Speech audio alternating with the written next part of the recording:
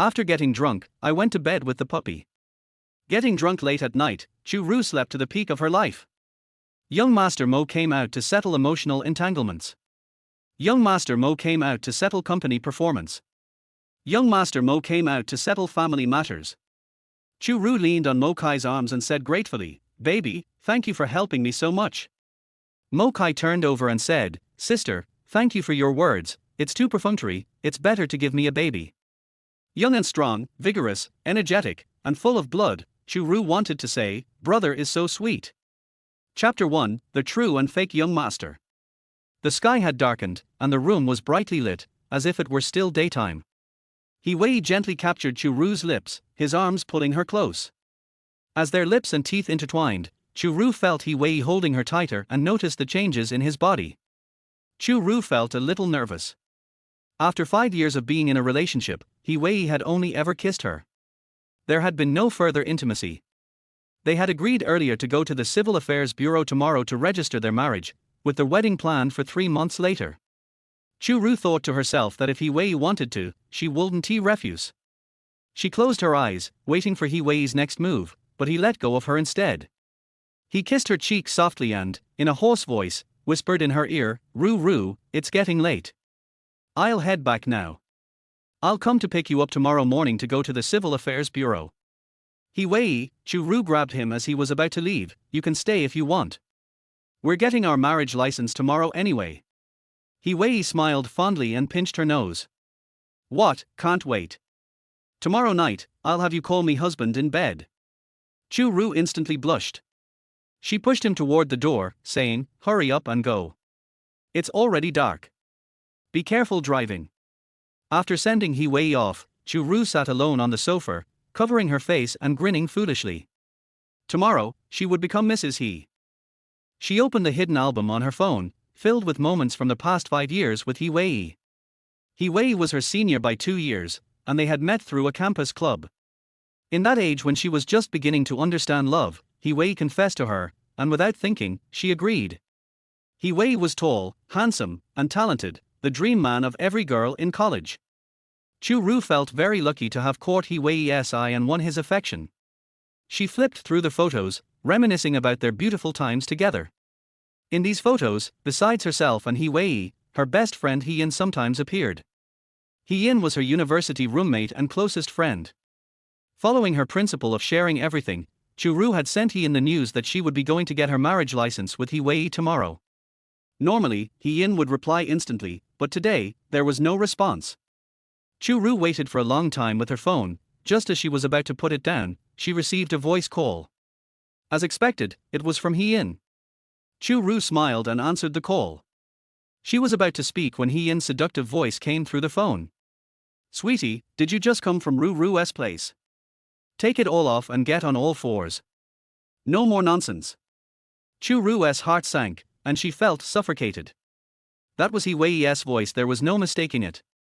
Then came a series of sounds that made Chu Rou feel disgusted. She hung up the call, sitting stiffly on the sofa. The double betrayal from her boyfriend and best friend made her heart drop to the abyss. Why? Why was He Wei planning to marry her tomorrow, but today, he was sleeping with He Yin? From the tone of their conversation, this wasn't the first time. She had no idea all along. Was it because they pretended too well, or was she just blind? Or maybe, she had trusted them too much. I'm such a fool. Chu Rou wanted to slap herself, but then realized it wasn't her fault. She wanted to slap those 2 cheaters instead. In her rage, she deleted all the photos she had just looked at and blocked all contact with He Wei and He Yin. She stood up and began pacing the house, the fire in her chest growing hotter. If this went on, she felt like she would die of anger. She grabbed her car keys and headed out. Chu Rou drove around aimlessly on the road, still feeling uneasy in her chest. She parked her car in front of a bar.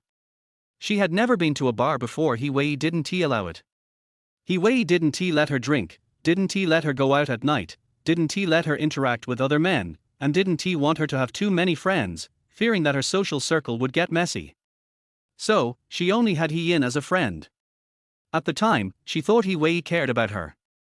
Now, she realized he had been keeping her like a caged bird. For the past 5 years, she had tried to be the woman He Wei liked, and she had almost forgotten what she was truly like. Her life had become a joke. How ridiculous. Now, she would do everything he didn't want her to do. Chu Rou got out of the car and walked into the bar. Inside, the flashing lights made her eyes dizzy, and the women in revealing outfits were dancing sensually on stage. The music, with its strong rhythm, made her feel inexplicably excited. It was already late autumn, but the girls in the bar wore clothes that exposed their shoulders, waists, and thighs. Chu Rou looked down at her sweater and jeans, feeling out of place. She found an empty table in the corner, and a waiter handed her the drink menu. She ordered 3 cocktails, choosing the ones that looked the prettiest. The waiter quickly brought her drinks, along with a small plate of snacks. Chu Rou took a sip of her first drink. It tasted like sweet and sour sparkling water, delicious. She drank one after another, her eyes still glued to the performance on stage. Soon, she finished all 3 drinks, but still didn't feel satisfied, so she ordered 2 more. Chu Rou thought she was well hidden in the corner, but little did she know, she was the obvious one. Her pure appearance, sweet looks, and the fact that she was alone quickly made her the target of attention. A middle-aged man with a buzz cut, dressed in a short-sleeve shirt and covered in tattoos, walked over, holding a drink, and sat down opposite her. "You here alone, little sister?" Chu Rou raised her head and saw the man. He was clearly no good, and she furrowed her brow in disgust. "Get lost, this is my seat." The man wasn't angry. "Isn't it lonely being by yourself? How about I keep you company, little sister?" "I don't need it." Chu Rou lifted her glass and took a sip. Just then, the man discreetly dropped a pill into one of her other drinks with expert hands. Chu Rou finished her drink and noticed the man still lingering. She slammed the glass down on the table. "Get lost. Don't you hear me?" The man raised his eyebrows. "You're a spicy one, huh? Well, if you need anything, just call me, I'm always here for you." Chu Rou rolled her eyes and ignored him. She drank the other 2 cocktails. Her mind was still clear. Turns out, she had a pretty good tolerance for alcohol. She wanted 2 more, but suddenly felt really hot. Was this the after effects of the alcohol? Her breathing became labored, and her body felt weak. Slowly, she realized this wasn't a drunk reaction. Chu Rou wasn't naive, she figured it out. The buzz-cut man must have drugged her when she wasn't paying attention. She wanted to leave while she was still somewhat clear-headed, but found the man blocking the door. He was obviously planning to trap her. Unfortunately, her limbs felt like jelly now. Fuck. She turned and saw the stairs. Grabbing her things, she staggered upstairs. Mo Kai, the young master of the Mo family from B City. To avoid internal family competition, he had hidden his identity and come to C City for university. Although he was away from B City, he still needed to receive regular internal news. He also owned companies and assets under his name. Today, he had arranged to meet with his assistant at a bar. After finishing their discussion, Mo Kai and his assistant left the private room. "Handle everything as we discussed. Don't contact me unless it's urgent," Mo Kai instructed. "Understood, young master." The assistant bowed and left. Mo Kai took out his smart glasses from his pocket, put them on, and was about to leave. Just as he reached the door of the neighboring room, someone suddenly grabbed him and pulled him inside. The room was dark. Mo Kai switched his glasses to night vision mode and surveyed the room clearly. The person who had pulled him inside was a woman. She had shoulder-length hair, big almond-shaped eyes, a flushed face, and slightly parted lips. She gasped and asked, "Are you the young master here to keep me company?" Mo Kai. Chapter 2, Did you sleep with someone else? Chu Rou remembered what Yin had said before: those who provide special services, the women are called princesses, and the men are called young masters. Just now, in the private room, she had heard someone call him young master. She couldn't take it anymore. Mo Kai lowered his head to look at the woman clinging to him. Judging by her reaction, it seemed she had been drugged. She was quite clever to have hidden herself away. Mo Kai smirked, feeling playful. "How much can you pay?" Chu Rou, realizing she hadn't mistaken him, answered, "I don't know your rates." 500? 1,000? At most, I can offer 5,000. 5,000? Is the young master Mo Kai only worth 5,000? 500,000. Mo Kai set his price. 500,000.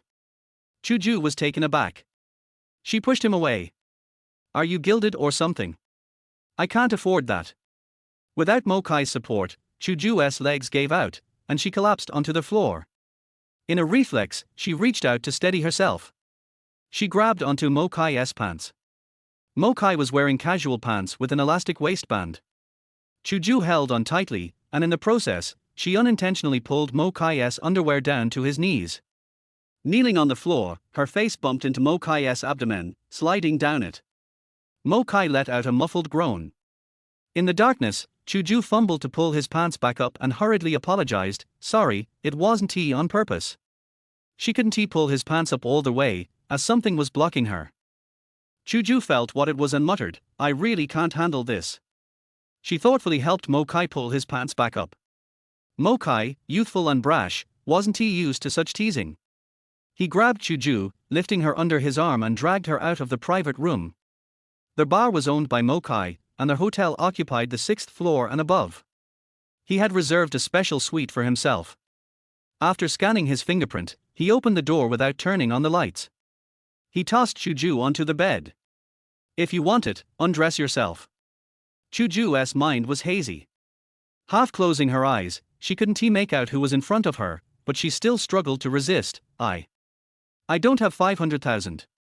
Don't need money today. Mo Kai had already removed his pants. Chu Rou heard that there was no charge and began to undo her buttons, but her fingers had no strength left. After several attempts, she couldn't get them undone. Help me. Mo Kai couldn't be bothered to waste words. He undid her pants and got straight to the point. Still a virgin. Mo Kai was quite satisfied. At least she was clean, though a little older than he preferred. You're the old one. Your whole family is old. I'm only 26. Chu Rou could endure the pain, but she couldn't stand being called old. Mo Kai chuckled. I'm only 21. You tell me, who's old? Chu Rou didn't hear the rest. She closed her eyes, feeling like she was lying in a sleeper car of a green train, rattling through the night. The next morning. When Chu Rou woke up the next day, the sun was already high in the sky. She was alone in the room. There was a glass of water, a box of medicine, and a note on the bedside table. She picked up the note. The handwriting was firm and beautiful, but the content wasn't as pleasant. Old woman, take the medicine. Don't think you can extort me. Chu Rou ripped the note into pieces and tossed it on the floor. She took the pill and swallowed it. She saw her body covered in bruises, some purple, some red, some white, looking like a patchwork of colors. Chu Rou went into the bathroom, cleaned herself up, and dressed before leaving the room. Sitting in the car, she leaned on the steering wheel, trying to calm herself down. What had happened yesterday was overwhelming. She had been betrayed, had foolishly slept with a stranger, and was called an old woman. How was she supposed to face He Wei now? Should she slap him twice, telling him that they were done? Or should she cry and ask why, trying to salvage their relationship? Chu Rou sat up straight, banging her head in frustration. She wanted to salvage her feelings for the scumbag, but she felt like a fool. She stepped on the gas and decided to head home first. When she opened the door, a deep male voice came from the other side. Where did you go? Chu Rou kicked off her shoes, slipped on her slippers, and walked straight to the bedroom. He Wei looked at the shoes scattered by the door. Frowning, he walked over to neatly place them. Chu Rou caught a glimpse of it from the corner of her eye and snorted coldly. He Wei had a mild obsession with cleanliness, everything had to be in its place. She was deliberately making him uncomfortable. She pulled out her suitcase and started packing her things. This apartment was rented by He Wei. Since they were breaking up, she couldn't stay here anymore. She tossed all her clothes onto the bed and packed her work attire into the suitcase. Ruru. What are you doing? He Wei entered the bedroom and saw her packing. Chu Rou paused, her tone cold. Please call me Manager Chu or Chu Rou from now on. Chu Rou, He Wei, and he and all worked at the same company. He Wei had risen to the position of sales director, while Chu Rou and he were in the RD department, working on the same project. Chu Rou was the project manager, and he was the deputy manager. This situation was troublesome. Unless she quit, she'd have to face this scummy couple every day. He Wei grabbed her wrist, stopping her from packing. Ruru, what's going on? What's going on? Can't the great talent He Wei understand? Chu Rou shook off his hand. We're done. Done? He Wei's expression changed. Why? Aren't we supposed to go to the Civil Affairs Bureau today to get our marriage certificate? We're not suited for each other. Go marry that bitch Yin. She's a slut, and I wish you both eternal happiness. He Wei's face darkened.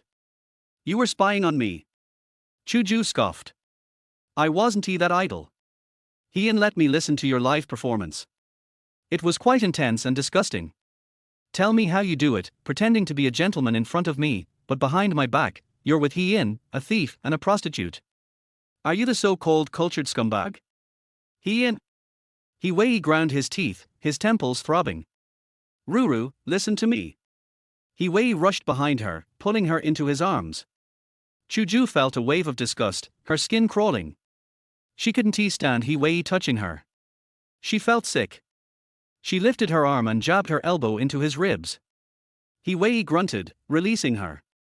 Chu Rou tucked her hair behind her ear, revealing her fair neck and the love marks on it. He Wei, I warn you, don't ever touch me again. Don't forget I was the Sonder champion at the Sea City University sports meet. If you hadn't stopped me from practicing Sonder, I might have made it to the national team by now. I've given up so much for you. Do you even deserve me? You scumbag. Chu Rou was getting angrier by the second, and with a slap, she hit He Wei across the face. He Wei didn't care about the slap, nor was he listening to what Chu Rou was saying. His eyes were fixated on the hickeys on her neck. His eyes turned red, and he grabbed her wrist. What's that on your neck? Did you sleep with someone else? Where did you go last night? Chapter 3. I can't forget him last night. Chu Rou pushed He Wei away. I went out last night, drank at the bar, and then slept with a random man. I did everything you told me not to do. Why should I listen to you and be a good girl in your eyes, but you are dog man? Chu Rou pulled her suitcase out of the bedroom. Let's treat each other as strangers when we meet in the future. Chu Rou walked away without looking back. He Wei stood there, clenched his fists, and gritted his teeth and said two words, Yin. Chu Rou put the suitcase in the trunk. She sat in the car. Where should she go? Go home? No, her mother will nag her. She needs a quiet environment to relax for a while. It's a bit too hasty to rent another house by herself. She thought of her half-brother Shenluo. Shenluo is a junior this year, and he rented a house outside the school. Chu Rou decided to stay with him for a few days. Shenluo sent Chu Rou the location and wanted her to go and see it. Chu Rou drove to the downstairs of Shenluo's house according to the location, and then she remembered to call Shenluo. Shenluo answered Chu Rou's call in seconds. Sister. Why did you take the initiative to call me today? Xiao Luo, sister missed you and wanted to stay at your place for a few days. Is it convenient? Chu Rou tried to make her tone gentle. Shenluo took the phone in front of him and took a look. After confirming that it was Chu Rou's call, he asked unsurely, Are you Chu Rou? Shenluo, what do you mean, can't you even recognize my voice? Shenluo breathed a sigh of relief. It was indeed his sister. Is it right for you to speak in this tone? You scared me. Did He Wei agree to let you move out? Hearing He Wei's name, Chu Rou felt irritated. Wait until I go upstairs, open the door for me. Chu Rou hung up the phone after she finished speaking. Shenluo was stunned. What did his sister mean? Before he could react, the doorbell rang. Shenluo saw that it was Chu Rou's face. He hurriedly pressed the door button and let Chu Rou enter the unit door. Shenluo opened the door, pressed the elevator for Chu Rou, and waited for Chu Rou at the elevator door. When the elevator door opened, Chu Rou came out with a big suitcase. Sister, are you running away from home? When Chu Rou saw her brother, the grievance in her heart suddenly emerged. She hugged Shenluo. Xiao Luo, sister was cheated, so sad, I want to shit. Shenluo's face sank. Sister, you said He Wei has other women. Chu Rou nodded. This dog man, I broke up with him, so I have no place to live for the time being. I will stay with you for 2 days. Shenluo took her suitcase and hugged her into their house. You can live here. He Wei, that bastard, I can't forgive him. Chu Rou said, and didn't take Shenluo's words to heart. She walked around Shenluo's house and found it was quite big. Xiao Luo, do you live alone? There is another classmate, Chu Rou replied in a deep voice. Knowing that Chu Rou was cheated, his mood was obviously depressed. He lives in the south bedroom on the left. Chu Rou didn't expect Chu Rou to share their house with others. She frowned. Then it's not appropriate for me to come and live here. What if your classmates have any objections? No, we have a good relationship. Chu Rou took Chu Rou to his bedroom. Sister, you live in my room. Where do you live? Chu Rou pointed to the study in the middle. I live in the study, there is enough space for a single bed. Sister, clean up first, I'll go out to buy some things. Chu Rou threw the car keys to Chu Rou. Then you drive my car, it's more convenient. Chu Rou took the car keys and turned away. Chu Rou hung her clothes in the closet and changed the sheets and quilts. After she was done, Chu Rou hadn't come back yet. She was tired after a day of hard work and fell asleep on the bed. Mo Kai didn't sleep much last night. After he came back, he stayed in his room to catch up on sleep and didn't go to class. After waking up, he left his bedroom and wanted to find something to eat in the refrigerator. He walked to the living room and found a big suitcase there. He was a little puzzled. Seeing that Chu Rou's room was ajar, he pushed the door open and asked loudly, Chu Rou, what's the matter with the suitcase? Chu Rou was awakened by Mo Kai's shout. She sat up, rubbed her eyes, and found a naked man standing at the door. No. He was wearing flesh-colored underwear. Chu Rou blinked her eyes and thought the big boy had a good figure. She covered her eyes after looking at him for a few more times. Mo Kai was also startled. After a moment of stunned, he recognized Chu Rou. Fuck. Old woman. Hearing the three words, old woman, Chu Rou put down her hands and stopped pretending. Being called an old woman by two men in one day, she was really a little mentally broken. She pinched her waist and stood up. You are old, your whole family is old, I am only 26 this year, how can I be old? What a familiar conversation. Mo Kai raised his eyebrows. Chu Rou's reaction seemed to not recognize him. He asked tentatively, you don't know me. Are you Jin Yuanbao or Yin Yuanbao? Do I have to know you? Mo Kai cleared his throat and asked awkwardly, who are you? Why are you in Chu Rou's room? I am Chu Rou's sister. I'm staying here for a few days, Chu Rou explained, glancing at Mo Kai's body. It's cold. Shouldn't you wear more clothes? Mo Kai realized that he was only wearing underwear. He closed the door and went back to the room to put on his clothes. He was a little annoyed that he let this old woman take advantage of him again. The door of Mo Kai's room was suddenly pushed open. Chu Rou asked anxiously, do you have a car? Chu Rou was arrested and taken to the police station for beating someone. Why would Chu Rou fight with someone? Mo Kai was puzzled. In his impression, Chu Rou was a person with a good temper and easygoing. He was upright and motivated, and a sunny boy. At school, no one knew Mo Kai's background. He was always low-key, cold, and rarely interacted with others. Only Chu Rou caught his eye, and the two were basically inseparable. Chu Rou wanted to move out to study for the postgraduate entrance examination, so he rented a house with Chu Rou. In fact, this apartment had been bought by Mo Kai, and he symbolically charged Chu Rou some rent. Oh, I don't have time to explain to you whether you have a car or not. My car was driven away by Chu Rou. Chu Rou was already anxious. Mo Kai picked up the car keys. Yes, let's go. The two drove to the police station, and Chu Rou saw Chu Rou at a glance. She ran to Chu Rou, turned him around, and looked up and down, left and right. Xiao Luo, are you injured? I'm not injured. Chu Rou said with a gloomy face, staring at the person next to him with unfriendly eyes. Chu Rou followed Chu Rou's gaze and looked over. It was He Wei. The left side of his face was obviously swollen, and there was a big dark circle under his eyes. Chu Rou felt disgusted when she saw him and quickly retracted her gaze. Rou. He Wei was very emotional when he saw Chu Rou. He walked over and pulled her. Come back with me. He Wei, don't you understand what I'm saying? I said it's over between us. Chu Rou dodged He Wei's hand. He Wei's eyes were dark. There is no love between He Yin and me. From the beginning to the end, I only have you in my heart. He Yin? Chu Rou grabbed He Wei's collar. You cheated on He Yin? He Wei, are you a human being? Have you ever considered my sister's feelings?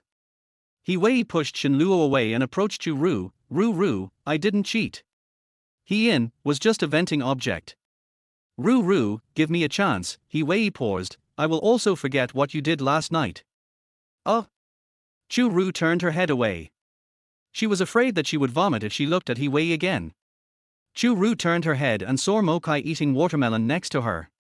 She walked to Mo Kai, took his arm, and said to He Wei, you can forget, but I can't. Chapter 4. Are you used to running naked at home? Chu Rou raised her head and glanced at Mo Kai lovingly, then continued to say to He Wei, he is younger than you, more handsome than you, has a better figure than you, and should have better physical strength than you. You've been used to pieces by others, why should I give you a chance? Wouldn't it be better if I found a young hunk? Mo Kai's body froze. Did this old woman recognize him? If he knew that she was Shen Luo's sister, he would never go to her, even though this old woman tasted quite good. But if Shen Luo asked him to take responsibility, what should he do? Will he still be a brother? Now he is really in a dilemma. Mo Kai wanted to pull his arm free, but found that the woman was very strong. He tried twice, but it didn't move at all. He Wei's gaze shot towards the ink pool like a poisoned arrow. Mo Kai raised his eyebrows. He had never been seen with such a provocative look before. Interesting. He was in no hurry to get away. He lowered his head and kissed the top of Chu Ru's head, with the corners of his lips slightly raised. Sister is also delicate and soft, making brother unable to stop. Shen Luo. Chu Rou. He Wei's face flushed, veins on his neck bulged, and he glared at Mo Kai fiercely. Everyone, please discuss your personal matters outside and sign the settlement book first. A policeman came over with some papers. He Wei lowered his head, took a few deep breaths, and slowly loosened his fists that had been clenched tightly. He took the settlement agreement and signed his name on it. The police handed the settlement agreement to Shen Luo, and Shen Luo signed his name. Okay, you can go now. Stay calm next time and don't be so excited. The policeman left with the settlement agreement. He Wei picked up his coat, walked up to Chu Rou, glanced coldly at her and Mo Kai's arms, and whispered, Rou, I will not give up on you. After saying this, He Wei left quickly. Shen Luo looked at his brother and sister who were still close together, and pointed at them, you two, are you really? Chu Rou quickly let go of Mo Kai's arm and waved her hand, no, we just met for the first time today. I was just improvising to deliberately piss He Wei off. Shen Luo breathed a sigh of relief and patted Mo Kai's shoulder, you scared me, Mo Kai, you acted too realistically. Mo Kai just smiled and said nothing. He was just speaking his true feelings. He really couldn't stop last night. Let's go back. Shen Luo put his arm around Chu Ru's shoulders and walked out. Is that it? Chu Rou asked. Shen Luo said, Then why did you call me and ask me to come here in a hurry? Chu Rou was so angry that she hit Shen Luo. Shen Luo touched his nose. He Wei said that as long as you come over, he will sign the settlement agreement, otherwise he will let me detain you for a few days. Sister, He Wei doesn't seem to want to break up with you. What does he think? I don't know what he was thinking, but I know what I was thinking. He slept with He Yin, and that was betrayal. I will never forgive either of them. Chu Rou finished speaking and told Shen Luo, don't tell your family yet. Wait until He Wei and I have settled the assets. She and He Wei also bought a house together. The furniture and appliances have already been moved in. They are just waiting for the formaldehyde content in the house to meet the standards before they can move in. They each paid half of the price for their house, and her name was on the property. Now that they were breaking up, the house had to be divided. According to the current market price, the house was worth 3 million. Chu Rou couldn't afford 1.5 million to He Wei, so she planned to get back half of the payment. With He Wei's current salary level, it should be easy for him to come up with 1.5 million. As for the parents of both parties, He Wei's parents didn't like her and didn't agree with their marriage at all. They wanted He Wei to marry a rich girl. The Shen family could only be considered middle class, and she was only a stepdaughter. In the eyes of He Wei's parents, her conditions were too poor. In order to be with her, He Wei's relationship with his family became strained. Chu Rou pressed her temples. She couldn't figure out whether He Wei's feelings for her were real or fake. At this time, He Wei drove to the downstairs of He Yin's building. He got out of the car with a cold face, slammed the door, and went upstairs. He punched in the code and walked right in. He Yin had just come back from get off work. She came out of the bedroom when she heard the sound. When she saw He Wei's injured face, panic flashed in her eyes. She asked hurriedly, "What's wrong with your face? Are you and Chu Rou married?" He Wei walked over and slapped He Yin on the face without any force. He Yin fell to the ground with a buzzing head. She touched the corner of her mouth and found it was bleeding. She looked up at He Wei, tears streaming down her eyes. "He Wei, why did you hit me?" "Why?" He Wei growled, "Don't you know what you did?" He Yin covered her face with her hands and cried, "What's wrong with me liking you? I don't want to hide it from Chu Rou anymore. I feel so sorry for her." He Wei bent down and pinched He Yin's face. "Why didn't you feel sorry for Ruru when you climbed into my bed for the first time? And I told you at the time that I only like Ruru. You're just a tool for me to vent my anger. I pay, you do the work, and there's no emotional involvement.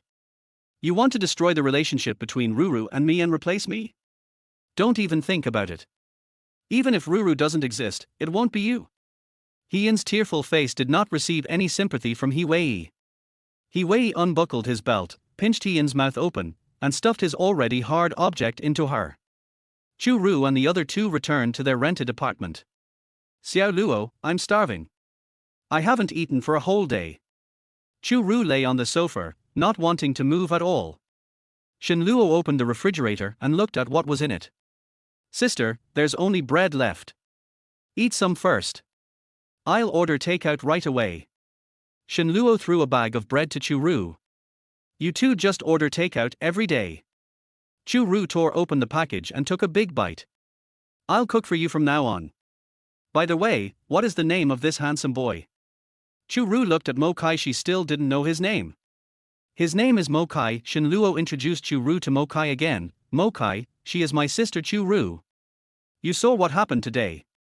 She broke up with her ex-boyfriend and has no place to live. She will stay here for a few days. Do you have any objection?" "I have an opinion. Mo Kai just wants to stay away from this trouble. It's a bit inconvenient. It's best to move out as soon as possible." After Mo Kai finished speaking, Chu Rou glanced at him and said, "What's inconvenient? Are you used to running naked at home? Chapter 5. You can stay with us." Mo Kai narrowed his eyes, his expression clearly unhappy. Shen Luo scratched his head. He didn't expect Mo Kai to be unwilling. "Mo Kai, my sister works during the day and often works overtime. She goes to bed when she comes back at night. She won't disturb you." Mo Kai snorted coldly, "That would be best." After saying this, Mo Kai turned around and went back to his room. Chu Rou sneered, "Xiao Luo, you have a bad eye. How come you made such a petty-minded friend? Mo Kai isn't usually like this. I only pay half of the rent for this apartment, and he pays for the rest of the water and electricity bills, as well as hiring a part-time cleaner." Shen Luo took the opportunity to complain, "My mom only gives me 4,000 yuan a month, which is barely enough for rent and food." Chu Rou sat up straight. "You are stupid, why didn't you tell me that you were short of money? You are still growing, you can't starve." Shen Luo complained, "You only have He Wei in your eyes and heart, how can you care about me?" Shen Luo's words hit Chu Rou straight in the chest. In the past, she indeed always centered around He Wei in everything and paid little attention to her family. Chu Rou pinched Shen Luo's cheek and said, "Sister will take good care of you here. I will move out when you gain 10 pounds. At night, as a single bed for the study had not been bought yet, Shen Luo slept on the sofa in the living room.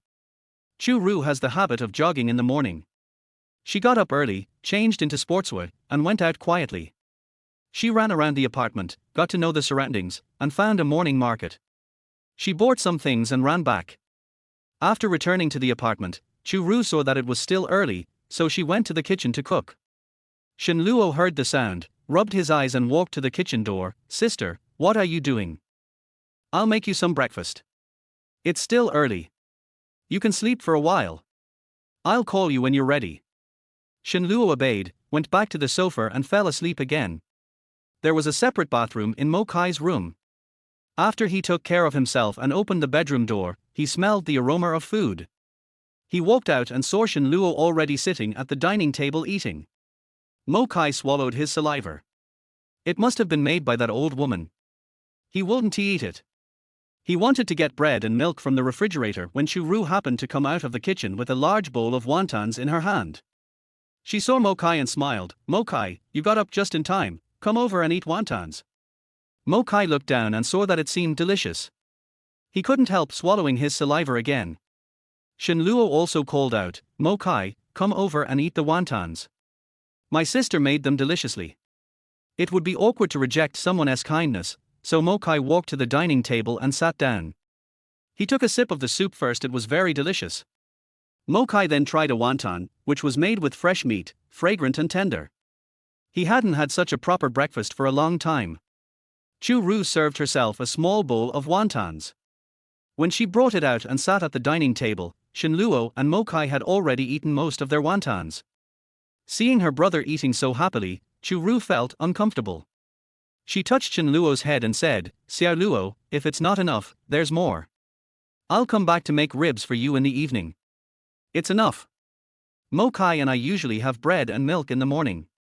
Today is the most filling breakfast I've had since I started college. Mo Kai was very satisfied with today's breakfast. He drank the last mouthful of soup and wiped his mouth elegantly with a napkin. You can stay for a while longer. I'll pay for your meals. That's not necessary. I can't live here for free. I'll pay for your breakfast and dinner. Chu Rou also finished eating and said to Shen Luo, Xiao Luo, just put the bowl in the sink. I'm sweating all over, so I'm going to take a shower first. Chu Rou went back to her room, got some clothes to change into, went into the bathroom and locked the door. Mo Kai glanced at the bathroom door. He could imagine the perfect figure of the old woman under the shower. As he thought about it, his lower body began to rise. Mo Kai immediately shifted his attention and thought about the mess and troubles at home. His desire gradually subsided. Shen Luo took the bowl to the kitchen, washed it and put it away. He came out and lowered his sleeves that were rolled up to his forearms. Mo Kai, let's go to school. We're going to be late for class. Mo Kai nodded and left with Shen Luo. After Chu Rou came out of the shower, she found that her two younger brothers had left. She dried her hair, changed into a professional suit, packed her things, went downstairs and drove to the company. When she arrived at the company gate, Chu Rou sat in the car for 10 minutes and only walked into the company after she had prepared herself mentally. She passed by He-Yin's office and glanced at it from the corner of her eye. There was no one inside. As soon as I sat down in my office, my assistant Xiao Li came in with coffee. Manager Chu, your coffee. Thank you. Chu Rou gave Xiao Li a smile and asked casually, He-Yin hasn't come to the company yet. Xiao Li said mysteriously, I heard that manager he resigned. Resigned? Chu Rou was a little surprised. It was not easy for her and He-Yin to get to the middle level. He-Yin's family was not well off. Without this job. Chu Rou laughed at herself. She still had the mood to meddle in other people's affairs. They were no longer friends. He-Wei could support He-Yin even if she lost her job. Why should she worry about it? Xiao Li usually liked to find out some gossip and tell Chu Rou about it. She glanced at the door, and when she saw no one, she lowered her voice and said, I heard that manager his resignation report was submitted to the Human Resources Department by General Manager He from the Sales Department. Manager Chu, you usually have a good relationship with Manager He. Do you know the relationship between her and General Manager He? They all guess that they have a special relationship. Otherwise, why would Manager He often find various excuses to go to the sales department? Chu Rou looked unhappy after hearing this. She didn't notice anything unusual that others had noticed. Except He-Yin, no one else in the company knew about Chu Rou and He-Wei's relationship because the company did not approve of office romances. Before Chu Rou could answer, someone knocked on the door. She looked over and saw a colleague from the department coming in with a bouquet of roses. Manager Chu, someone sent you flowers. The front desk asked me to bring them up. Flowers for me. Chu Rou was a little confused. She took the flowers. There was only her name written on the card, but no sender. Wow. Manager Chu, do you have a boyfriend? Xiao Li asked curiously. Chu Rou frowned, no. That means someone is pursuing you. Xiao Li grinned evilly. Chu Rou picked up the coffee and took a sip, wondering who could give her flowers. The people she knew could be counted on one hand. Seeing that Chu Rou didn't respond, Xiao Li tactfully found an excuse to go out. At this time, the internal phone rang, and Chu Rou answered the call. Hello. Rou, come to my office. The familiar voice was He-Wei. Chu Rou resisted the urge to curse and asked impatiently, "What's the matter?" "Business." Chu Rou hung up the phone forcefully. A higher-ranking official can crush a person, and she had to face He Wei before she resigned. Thinking about the house payment, she also felt it necessary to explain it to him clearly. Chu Rou went upstairs, and walked to the door of He Wei's office. Chu Rou knocked on the door, and He Wei's voice came from inside, "Come in." Chu Rou pushed the door open and stood opposite He Wei's desk with a distant attitude. "Boss He, what do you want from me?" He Wei had a pair of sunglasses on his nose, probably to cover up the bruised eyes that were beaten by Shen Luo. When he saw Chu Rou coming in, he stood up and walked over to lock the door. Chapter 6. Let your sister play the role of my girlfriend. Chu Rou looked at him warily. "If you have something to say, just say it. Why did you lock the door?" He Wei approached Chu Rou and said gently, "Do you like the flowers I gave you?" "You gave it to me." Chu Rou glanced at him. "He Wei, are you sick? We've broken up." "What do you mean by giving me flowers?" "I don't agree to break up." He Wei became emotional. "I have loved you for 5 years, how can you break up just like that? You love me." Chu Rou crossed her arms in front of her chest rising and falling. "If you loved me, why would you be with He In? How many years have you been together?" He Wei hesitated, lifted his hair with his hands, and looked very conflicted. "I have a problem. Ruru, give me some time, I will solve it." He Wei's credibility has dropped to zero in Chu Ru's eyes, and she will no longer believe his lies. "You can slowly solve your problem by yourself. It has nothing to do with me anymore. The only thing that connects us now is the house in Longxianjuan." Chu Rou said calmly, "I can't afford your half of the house payment, so you return my half of the house payment to me and transfer the house to your name." He Wei reached out and grabbed Chu Ru's shoulders. Ruru, that house is yours, and you are mine. No matter what, I don't agree to break up." Chu Rou pushed He Wei away and patted her clothes. "I already have a new boyfriend. Please don't bother me anymore. If you don't want their house, I will raise the money as soon as possible to return the money you paid." "A new boyfriend? The boy you were with yesterday?" He Wei's facial muscles twitched as he yelled, "Chu Rou, do you want to spend money to support a little man? I am willing. What's it to you?" Chu Rou walked to the door and unlocked it. "If you have business in the future, please find my assistant. It's better for us to avoid meeting each other as much as possible, so as to avoid making my boyfriend jealous." Chu Rou opened the door and left. After taking only 2 steps, she heard the sound of glass breaking in He Wei's office. Chu Rou frowned. Why didn't she notice that He Wei was so emotionally unstable before? But no matter what, He Wei had nothing to do with her anymore, so Chu Rou went back to her office without stopping. When she returned to the office, she was annoyed when she saw their bouquet of roses. She called her assistant Xiao Li and said, "Help me throw away these flowers. Next time, throw away the flowers someone sends you." It's a pity to throw it away," Xiao Li said, holding the flowers with a bit of heartache. "Manager Chu, if you don't want it, just give it to me. Casual." Xiao Li happily took the flowers and left. Chu Rou supported her chin, thinking about how she could earn 1.5 million. Seeing that He Wei's attitude was that he would not return the house payment to her, she could only ask for the house. The housekeeper asked for it. That was too shameless. Half of the house payment she had paid before was basically from her mother and Uncle Shen. How could she ask for 1.5 million again? Chu Rou took out her cell phone and checked the balances on all her bank cards. The total was only about 200,000 yuan, which was a bit too much. How about taking some private work? Chu Rou studied computer science, so after graduation she applied for a job in the R&D department of Wanhua Electronics. The most important reason she came to Wanhua Electronics was for He Wei, because He Wei worked here. Chu Rou originally had a very smart brain, but she was overwhelmed by love and became love-brained. She used to spend all her time after get off work on He Wei and never thought about increasing her income. Thinking of this, Chu Rou opened a few websites to see if there were any suitable orders. See City University of Science and Technology. Mo Kai and Shen Luo's morning classes were over, and the two walked to the cafeteria together. Having eaten a full meal this morning, the two were not very hungry yet. They walked slowly and heard the sound of running behind them. Mo Kai. A girl ran in front of Mo Kai and blocked his way. How about I treat you to dinner at a restaurant outside? Not so good, Mo Kai crossed his arms and frowned. Wang Shan, can you please stop bothering me? Wang Shan is their sophomore schoolmate, a rich second-generation girl.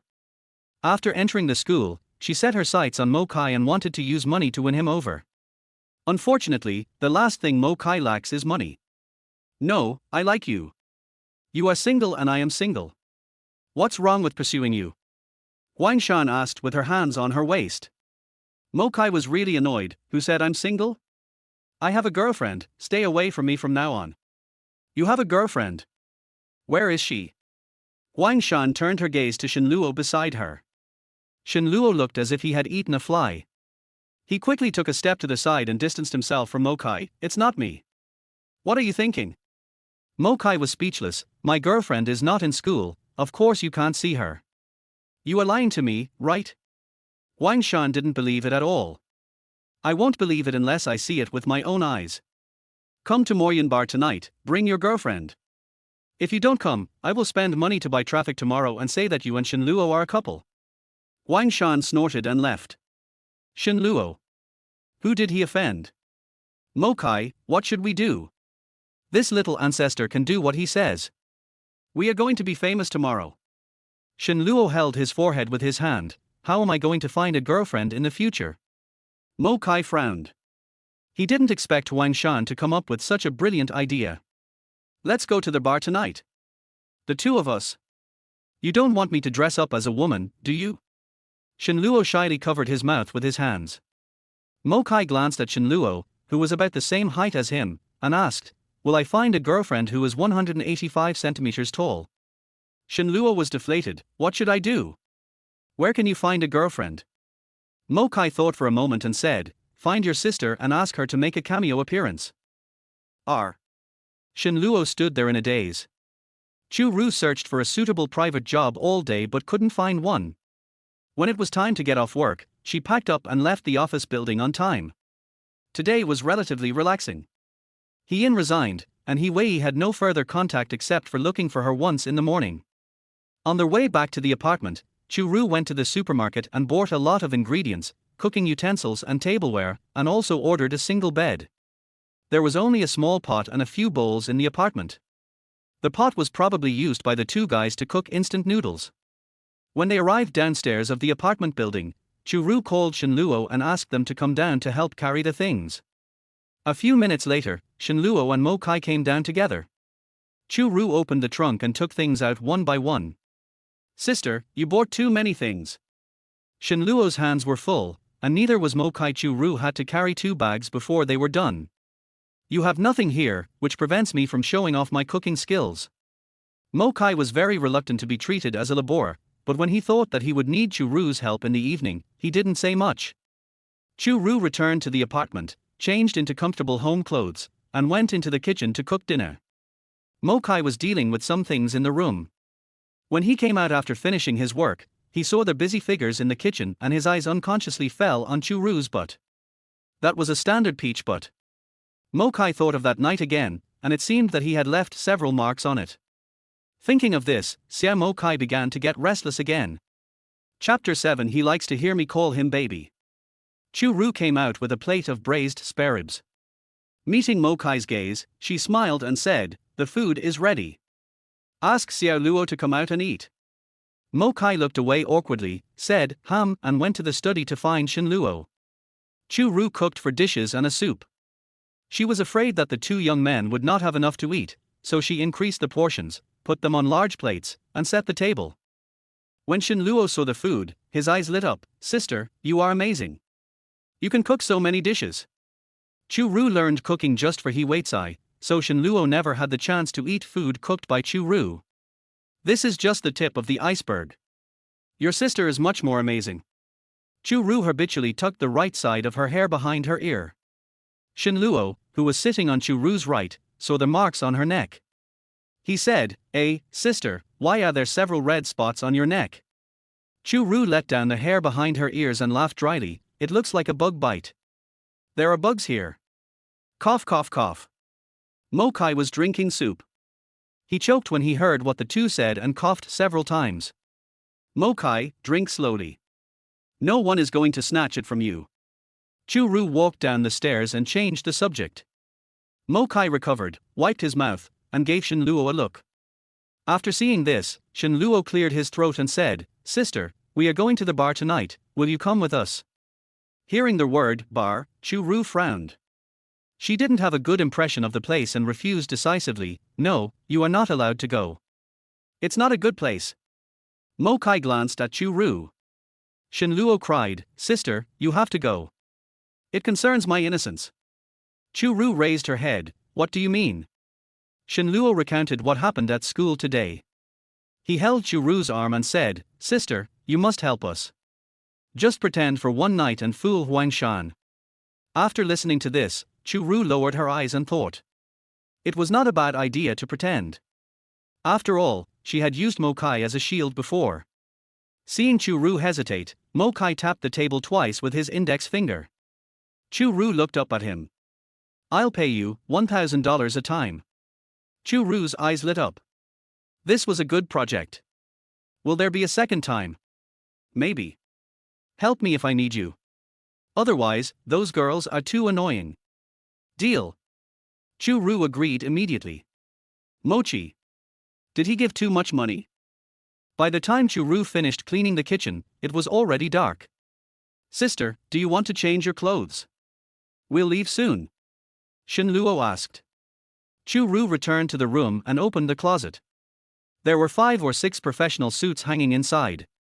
The only casual clothes were the turmeric sweater and jeans she had worn that day. She was moving in a hurry and the space in her suitcase was limited, so she only brought a few sets of clothes for work and underwear. She has to go back again in the next 2 days to get all her clothes back. Chu Rou could only change into a sweater and jeans and leave the bedroom. When Mo Kai saw her wearing this dress, his eyebrows raised. It was he who personally took off this dress for her that night. He didn't know what was wrong with him these past 2 days. Whenever he saw Chu Rou, he would think of how she looked under him, which made him uneasy.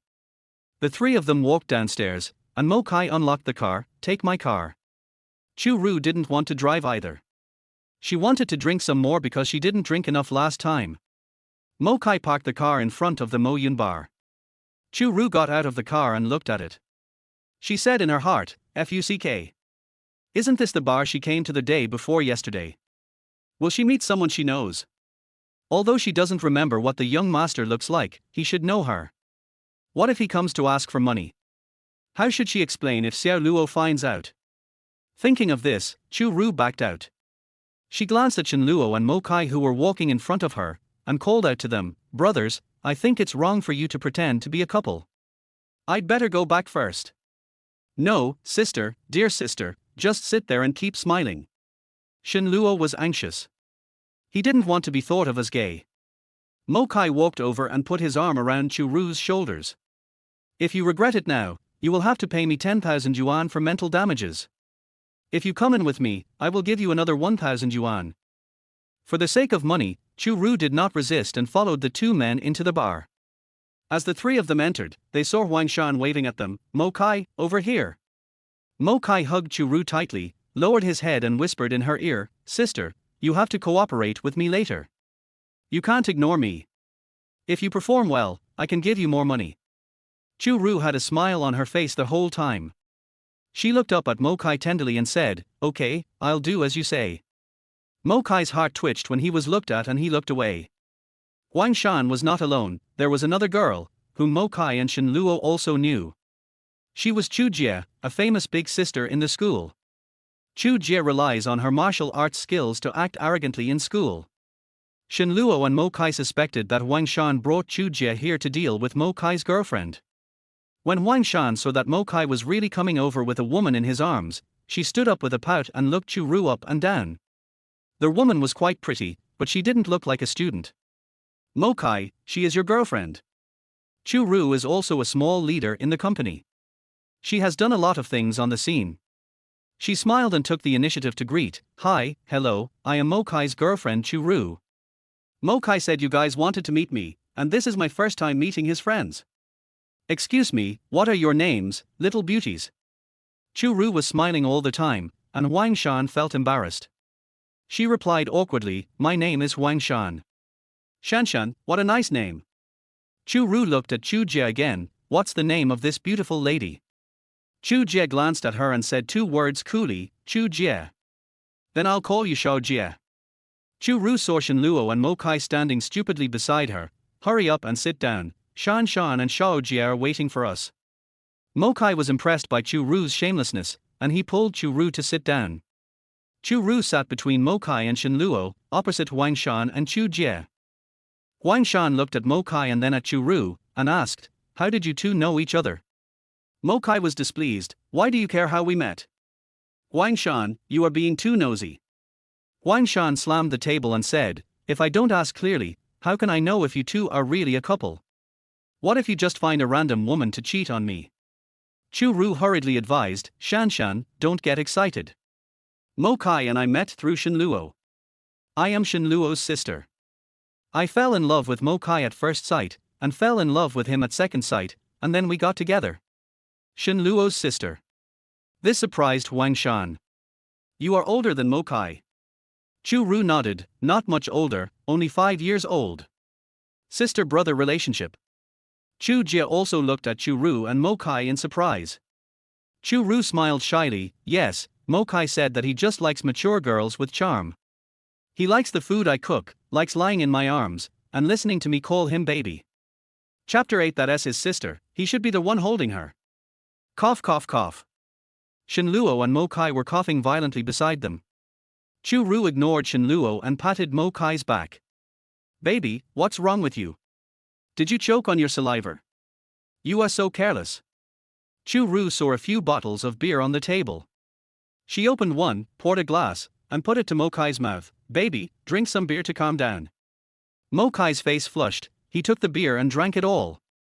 Huang Shan and Chu Jie were stunned on the opposite side. Chu Rou didn't like beer, so she waved over the waiter and ordered a few cocktails from the last time she drank. Then she pushed the drink list to Huang Shan and Chu Jie. Shan Shan, Shao Jie, order whatever you want to drink. It's my treat today. Huang Shan blinked, didn't you order several drinks just now? Chu Rou nodded, yes, that's what I ordered for myself. I don't know what you like to drink. Huang Shan and Chu Jie each ordered a glass of wine. Sister, you ordered too much. You'll get drunk. Shen Luo persuaded Chu Rou. Chu Rou patted Shen Luo's shoulder and said, don't worry, your sister can drink 1,000 cups without getting drunk. I've tried it before. Next, Chu Rou asked Huang Shan and Chu Jie to drink. After a few drinks, Chu Rou was not drunk at all, but Huang Shan and Chu Jie felt a little dizzy. After drinking too much, Chu Rou wanted to go to the bathroom. She stood up and asked habitually, Shanshan, Xiaojie, do you want to go to the bathroom together? Huang Shan and Chu Jie also wanted to go, and they stood up unsteadily. Sister Chu Rou, let's go together. Chu Rou helped one of them at a time and went to the bathroom. Chu Rou finished first and came out to wait for Huang Shan and Chu Jie at the bathroom door. She felt a little dizzy. Little sister, what a coincidence, we meet again. Chu Rou looked back and saw, damn it. Isn't he this the flat-headed man who drugged her that day? She wanted to find him, but she didn't expect that he would come to her door himself. The man with the flat head felt itchy when he saw Chu Rou. She ran away that day, and he couldn't let her go today. The man raised his hand and grabbed Chu Rou's shoulder. Chu Rou frowned, let me go. Have a couple of drinks with me and I'll let you go, how about that? The man with the flat head wanted to pull Chu Rou closer and hug her, but his wrists were held by Chu Rou with both hands. Before he could react, he was lying on his back on the ground. Bang! A muffled sound startled Huang Shan and Chu Jie who were standing at the bathroom door. Chu Rou didn't give the flat-headed man a chance to breathe. She pressed one knee on the man's chest and swung her fist at him. I told you to drug me and take advantage of me. Chu. Sister Chu Rou, Huang Shan stuttered in fear, stop hitting him, he's almost dead, isn't he? Although Huang Shan is spoiled by nature and is good at eating, drinking and having fun, she has never encountered such a violent scene. She is afraid that someone will die and she will take the responsibility. Chu Jie came over and said, he won't die, just a superficial wound. Chu Rou was awakened by the voices of Huang Shan and Chu Jie. It's over. She came here to play the perfect girlfriend. Is she a little violent now? Will Mo Kai feel embarrassed and not give her more money? Chu Rou stopped moving, stood up, and returned to her previous gentle appearance. She smiled and looked at Wang Shan and Chu Jie. Shan, Shao Jie, you are out, let's go back. Chu Rou walked ahead as if nothing had happened. Chu Jie asked Wang Shan in a low voice, do you still want to snatch the ink pool from Sister Chu Rou? Wang Shan shook her head like a rattle, I won't fight anymore. I'm afraid of getting beaten.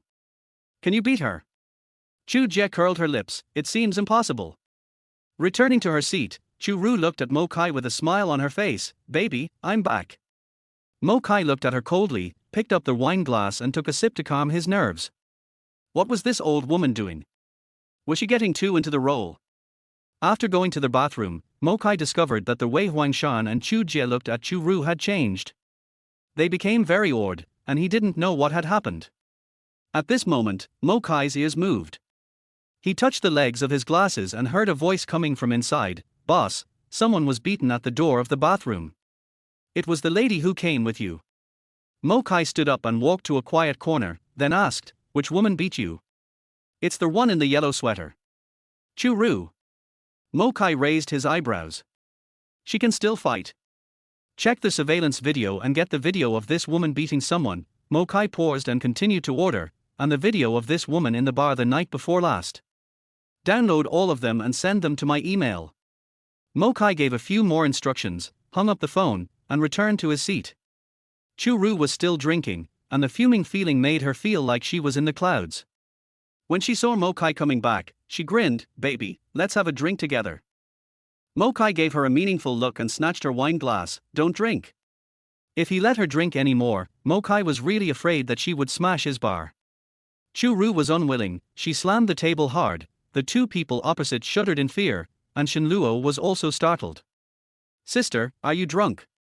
Chu Rou didn't even turn her head, but opened her hand and put it on Shen Luo's face to stop him from making any sound. Chu Rou glared at Mo Kai angrily, that scumbag didn't let me drink, and you didn't let me drink either, so why should I listen to you? I'm going to drink today, and I'll drink until the end of time. Hearing Chu Rou mention the scumbag, Mo Kai frowned. This old woman actually compared him with that lowly man. He raised his hand and called the waiter. The waiter came over quickly and Mo Kai said, bring one of each cocktail. Chu Rou was delighted when she heard this and hugged Mo Kai, baby, you are still good to me. Mo Kai took the opportunity to put his arm around Chu Rou's slender waist. Mo Kai. Shen Luo was dumbfounded. Wasn't what they did a little too natural? Mo Kai thought Shen Luo was worried that Chu Rou drank too much. It's okay, tomorrow is Saturday, she doesn't have to go to work, let her drink, at worst we can carry her back home. After Chu Rou drank a few glasses, she was completely drunk. Only then did she realize that she was not invincible, but she was just a slow drinker. Her neck could no longer support her head, so she fell directly on the table. Mo Kai, Sister Chu Rou has fallen asleep, can we go now? Wang Shan asked timidly. When Chu Rou was sober, she said that they would not go home until they were drunk tonight and no one could leave first. Wang Shan and Chu Jie could only sit opposite her and accompany her, not daring to leave. Mo Kai nodded, you guys go first, today is my treat. No, it's my treat. After paying the bill, Wang Shan took Chu Jie and left first. You're right. The two of us really have to carry my sister back. Shen Luo said helplessly as he glanced at Chu Rou who was lying motionless. Mo Kai threw the car keys to Shen Luo, you haven't drunk, you drive. After saying that, Mo Kai picked up Chu Rou and walked out. Shen Luo. That's his sister, he should be the one holding her. Chapter 9 Baby Mo, did you hear any noise last night? All the way home, Mo Kai held Chu Rou tightly in his arms. Only after Chu Rou was put on the bed in the bedroom did Shen Luo have the chance to go forward and help Chu Rou take off her shoes and cover her with a quilt. The two walked out of Chu Ru's bedroom one after the other, and Shen Luo was silent. Mochi. Shen Luo called out to Mo Kai before he returned to his room. Mo Kai turned around and asked, what's wrong? You? Shen Luo hesitated to speak. Mo Kai raised his arms and looked at him, if you have something to say, just say it. Is there anything that cannot be said between us? You're not interested in my sister, are you? Shen Luo scratched his head. I know my sister is pretty and she's always been attractive. Mo Kai sneered, "What are you thinking?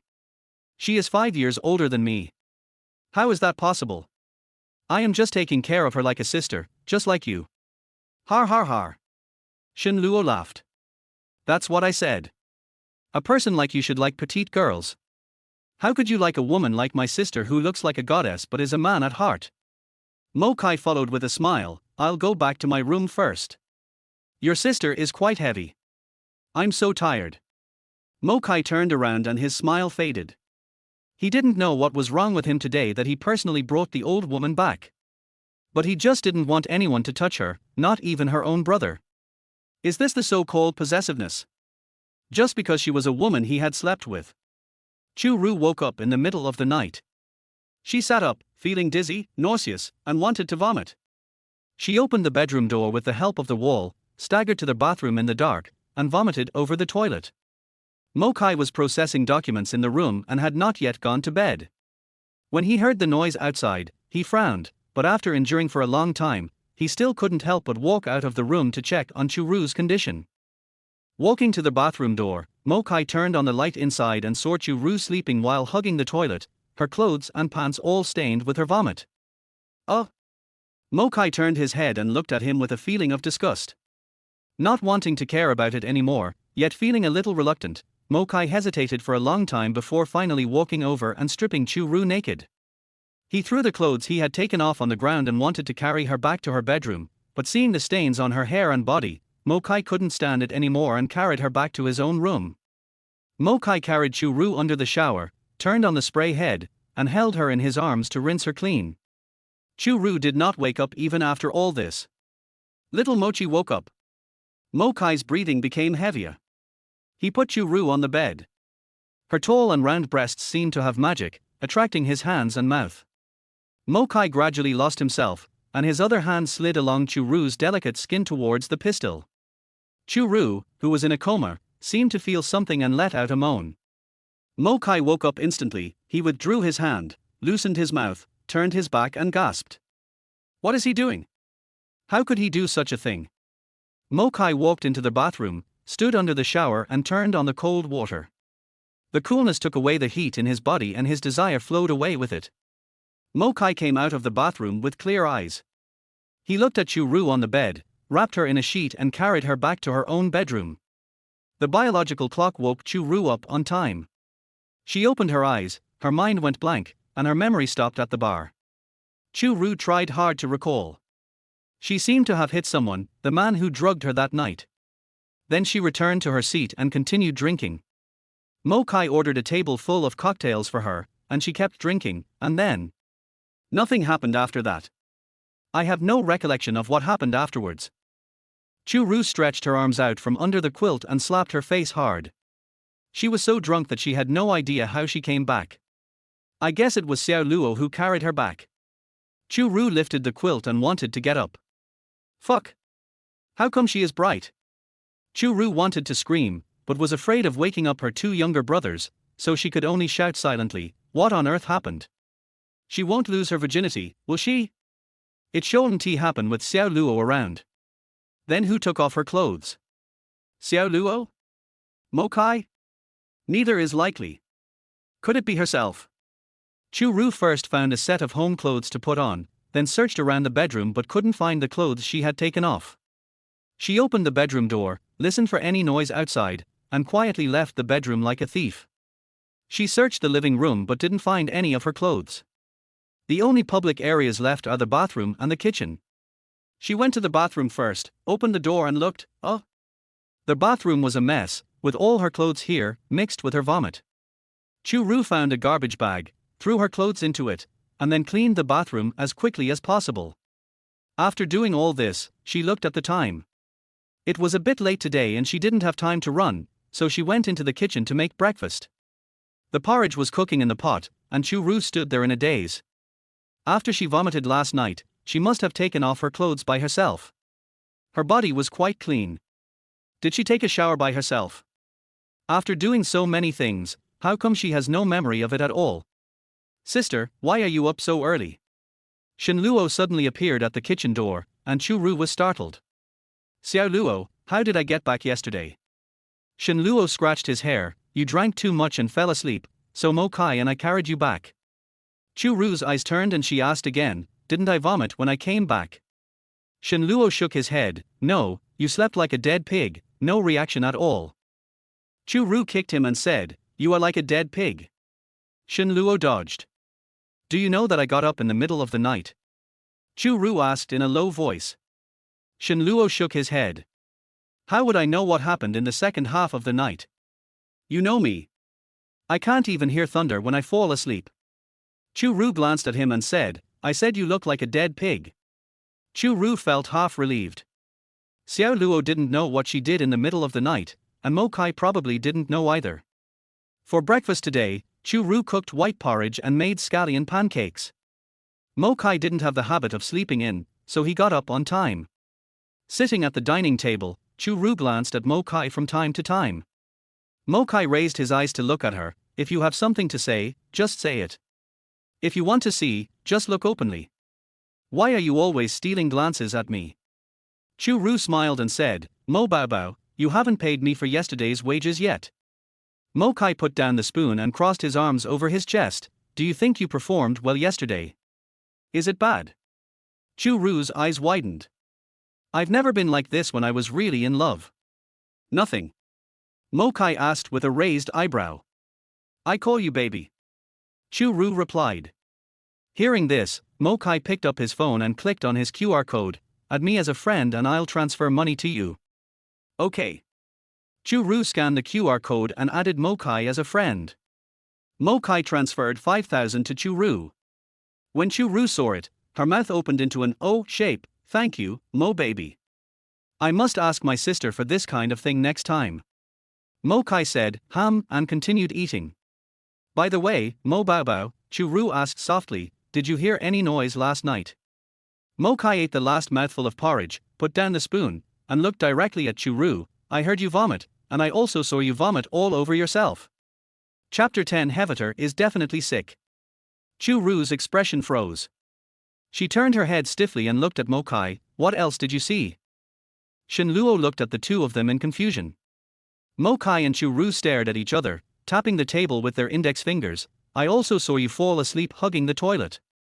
But, then what? Chu Ru's voice began to tremble. Then. Mo Kai closed his eyes and recalled. He slowly opened his eyes, then I went back to my room to sleep. Do you still expect me to pick up a dirty you?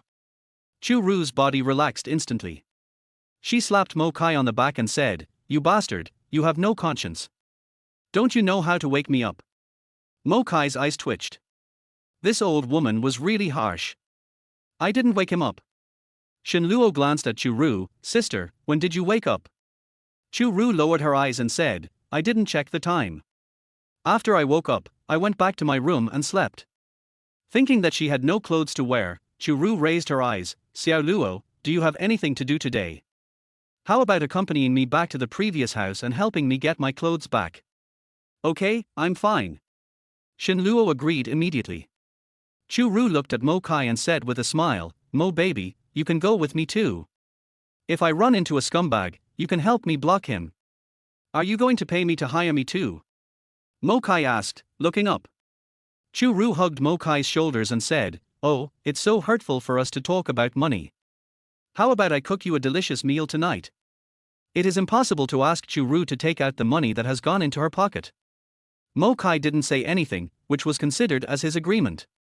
3 people and 2 cars arrived downstairs of the house where Chu Rou used to live. When Chu Rou saw He Wei's car, her heart sank. She was so unlucky. She didn't expect He Wei to be there. Chu Rou took Shen Luo and Mo Kai upstairs. They were carrying 2 empty boxes and several large bags. Chu Rou was ready to take everything away at once. After she opened the door, she found that the room was exactly the same as when she left, without any changes. He Wei's shoes were placed neatly at the door. Chu Rou walked into the living room and didn't see He Wei. She felt relieved, thinking that maybe He Wei just parked his car here and was not there. Xiao Luo, Mo Baobao, please sit on the sofa for a while. I'll go in and pack my things first. He accepted Chu Ru's way of addressing Mo Kai, which sounded quite pleasant to him. Chu Rou pushed open the bedroom door and walked in, and was startled. He Wei was lying on her bed, holding her pillow in his arms, and seemed to be asleep. He Wei heard the voice, opened his eyes, and when he saw Chu Rou, he showed a surprised expression. He sat up and said, Rou, you're back. Have you forgiven me? He Wei looked extremely haggard, but Chu Rou chose to ignore him. She said in a cold voice, I'm here to take my things. After saying that, Chu Rou opened the closet and began to pack her clothes. He Wei hugged Chu Rou from behind, hugged her tightly, and buried his head in her shoulder. Rou, please don't leave me, okay? You are all I have. Chu Ru's heart ached so much. It was said that time was the best medicine to heal the inner pain, but these few days since her breakup, she felt sadder and sadder. She was furious when she learned the truth on the first day. The next day she was unhappy. On the third day, her heart ached and she just wanted to numb herself with alcohol.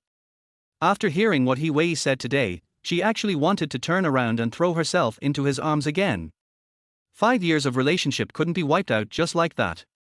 He Wei was her 5 years of youth, 5 years of attachment and companionship. She had invested 5 years of emotion and energy in him, but all of this was burned to ashes overnight. Chu Rou closed her eyes and took a deep breath. Why? He Wei, why did you do this to me? Rou, I don't want to do that either. He Wei's voice choked with sobs. I can't control myself. Chu Rou smiled bitterly. He Wei, you used the excuse that you couldn't control yourself. You really are sincere in admitting your mistakes. Bitter tears dripped from Chu Ru's eyes. She wiped them away with the back of her hand. He Wei, I can give up my hobbies for you, my career for you, and my social life for you, but I can't give up my bottom line for you. I only accept pure love, love without any stain, so there is no possibility between us. I will set you free. You don't have to control yourself anymore. You can find whoever you want and do whatever you want. Please let me go, I still want to continue looking for my love. No. He Wei suddenly shouted loudly, and his arms trapped Chu Rou even more tightly. I can't let you leave, you are mine, you are not allowed to go anywhere. Chu Rou was strangled to the point of having difficulty breathing, and her body was powerless, unable to break free from He Wei. Shen Luo and Mo Kai heard the sound and ran in. He Wei, let my sister go. Shen Luo went over to separate He Wei and Chu Rou. When He Wei saw Mo Kai behind Shen Luo, his face darkened and he became even more agitated. Rou, why did you bring this pretty boy here? Chu Ru's face flushed red. She didn't understand why He Wei's emotions got out of control. He Wei, let me go. He is my boyfriend. Is there anything wrong with bringing him here? Mo Kai went over and together with Shen Luo pulled He Wei's arms apart. Mo Kai pushed He Wei away with force and blocked Chu Rou behind him. Shen Luo supported Chu Rou. Sister, are you okay?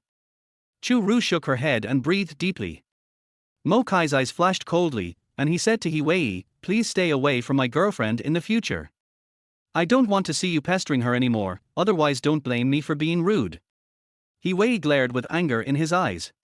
He grabbed Mo Kai by the collar and punched Mo Kai in the face. Mo Kai! Chu Rou shouted anxiously. Mo Kai easily dodged He Wei's fist, grabbed his wrist, and pushed He Wei aside. Chu Rou heaved a sigh of relief when she saw this, and asked in surprise, Mo Baobao, have you practiced this before? Mo Kai said calmly, I've practiced for a few years. Hearing Chu Rou addressing Mo Kai, He Wei's expression became more ferocious. He suddenly started smashing things like crazy, smashing everything that could be smashed in the bedroom. He smashed and yelled loudly, Chu Rou, why do you treat me like this? I love you so much, why do you want to leave me? Chu Rou and the other two looked at He Wei in shock as he went crazy. He Wei, are you crazy? Chu Rou couldn't help but ask. I am crazy, you made me crazy, why did you leave me?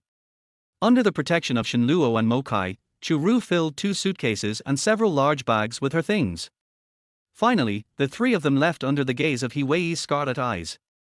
When they got downstairs, Shen Luo patted his chest and said, Sister, it's a good thing you broke up with He Wei. He must be in a bad mood. The look in his eyes just now was so scary. Mo Kai narrowed his eyes and said, he must be sick. Chapter 11 What I envy most is making $500,000 in one job. Chu Rou looked worried. She looked up at Mo Kai and asked, do you think he is mentally ill?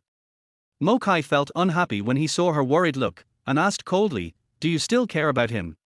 Chu Rou nodded and shook her head. I've been with him for 5 years. His temper sometimes gets a little irritable, but it's never been like today.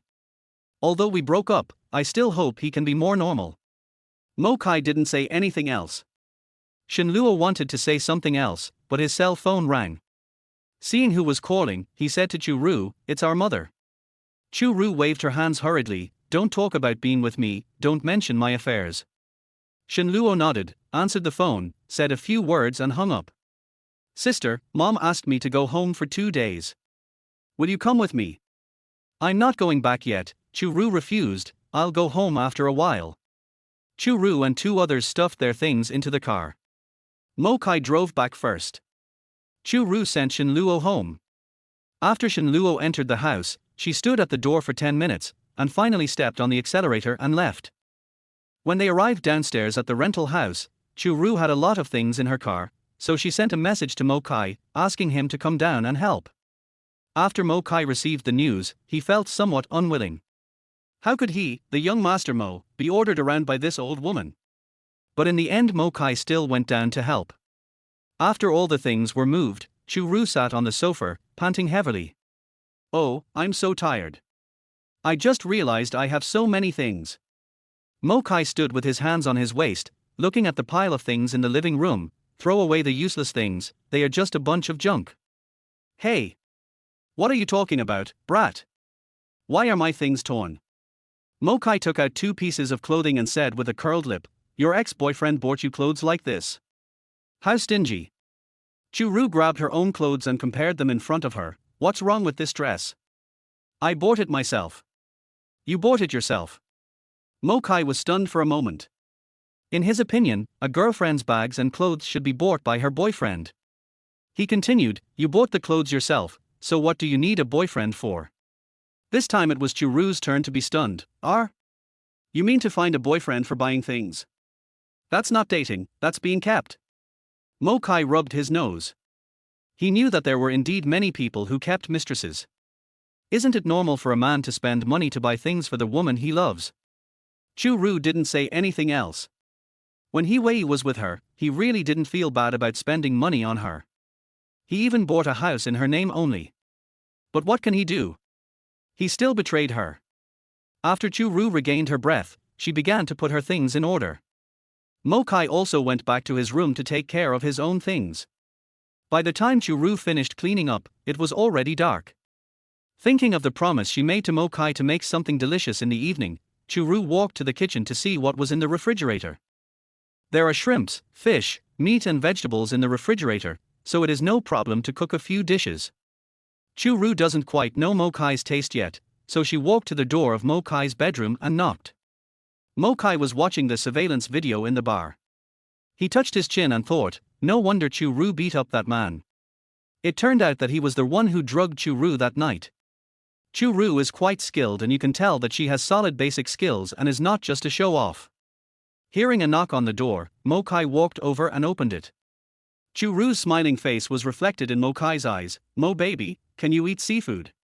Can you eat spicy food? Is there anything you cannot eat?" Mo Kai discovered that when the old woman was in a good mood, she would call him Mo baby, and when she was in a bad mood, she would call him Stinky boy. "I'm allergic to seafood, but I don't have any other food restrictions," Mo Kai replied. "You're allergic to seafood," Chu Rou frowned. She wanted to fry some shrimp balls. "You're really unlucky." "Okay, I get it. I won't buy seafood anymore." Chu Rou turned and went to the kitchen. Mo Kai followed her and leaned against the kitchen door, watching Chu Rou put on an apron and start working. Mo Kai thought of what Chu Rou said last night. He really liked her mature body, liked the food she cooked, and also liked hearing her call him baby. Actually, old women are pretty good. Chu Rou turned around and saw Mo Kai, and put the potatoes and peeler in his hands. "Why are you standing there like an idiot? Peel the potatoes." Mo Kai looked at the potatoes and then at the paring knife. Could he say he didn't know how to do it? Mo Kai squatted next to the trash can and tried to peel the fruit. Hiss, Mo Kai's index finger was cut. Chu Rou heard the sound and looked over. Mo Kai's fingers were bleeding. She quickly put down the things in her hands and pulled Mo Kai to the pool. He turned on the tap and rinsed Mo Kai's hands. How can you be so stupid? You can't even peel potatoes. Why don't you tell me how to do it? You've already cut your hand before you even finished assembling an elephant. Mo Kai listened to Chu Rou's nagging with a dark face. He wanted to take back what he had just said. What's so good about this old woman? Chu Rou pulled Mo Kai out of the kitchen again and asked him to sit on the sofa in the living room. Wait for me to find a band-aid. Soon, Chu Rou came out of the room with a band-aid and iodine in her hand. She sat down next to Mo Kai, picked up an iodine cotton ball with tweezers, held Mo Kai's injured index finger, and prepared to disinfect it. A small piece of flesh fell off the joint of the index finger. Chu Rou grimaced as she saw it. Disinfection will be very painful. Just bear with it. Mo Kai said He lowered his eyes to look at Chu Rou's white and tender little hands. Her hands were very small and her fingertips were very soft. That night, she used these little hands to play with his little brother, making him unable to hold back and give her his virginity. Chu Rou threw away the iodine cotton ball and took out a band-aid, muttering, "You usually act like a young master and can't do anything. How are you going to find a girlfriend in the future?" Mentioning the word, young master, Chu Rou couldn't help but think of that night. Although her brain was not very clear due to the effects of drugs and alcohol, she still remembered the physical pleasure she felt. That young master is really good at sex, he must be making a lot of money, which rich woman would not like him? It's a pity that he is too expensive.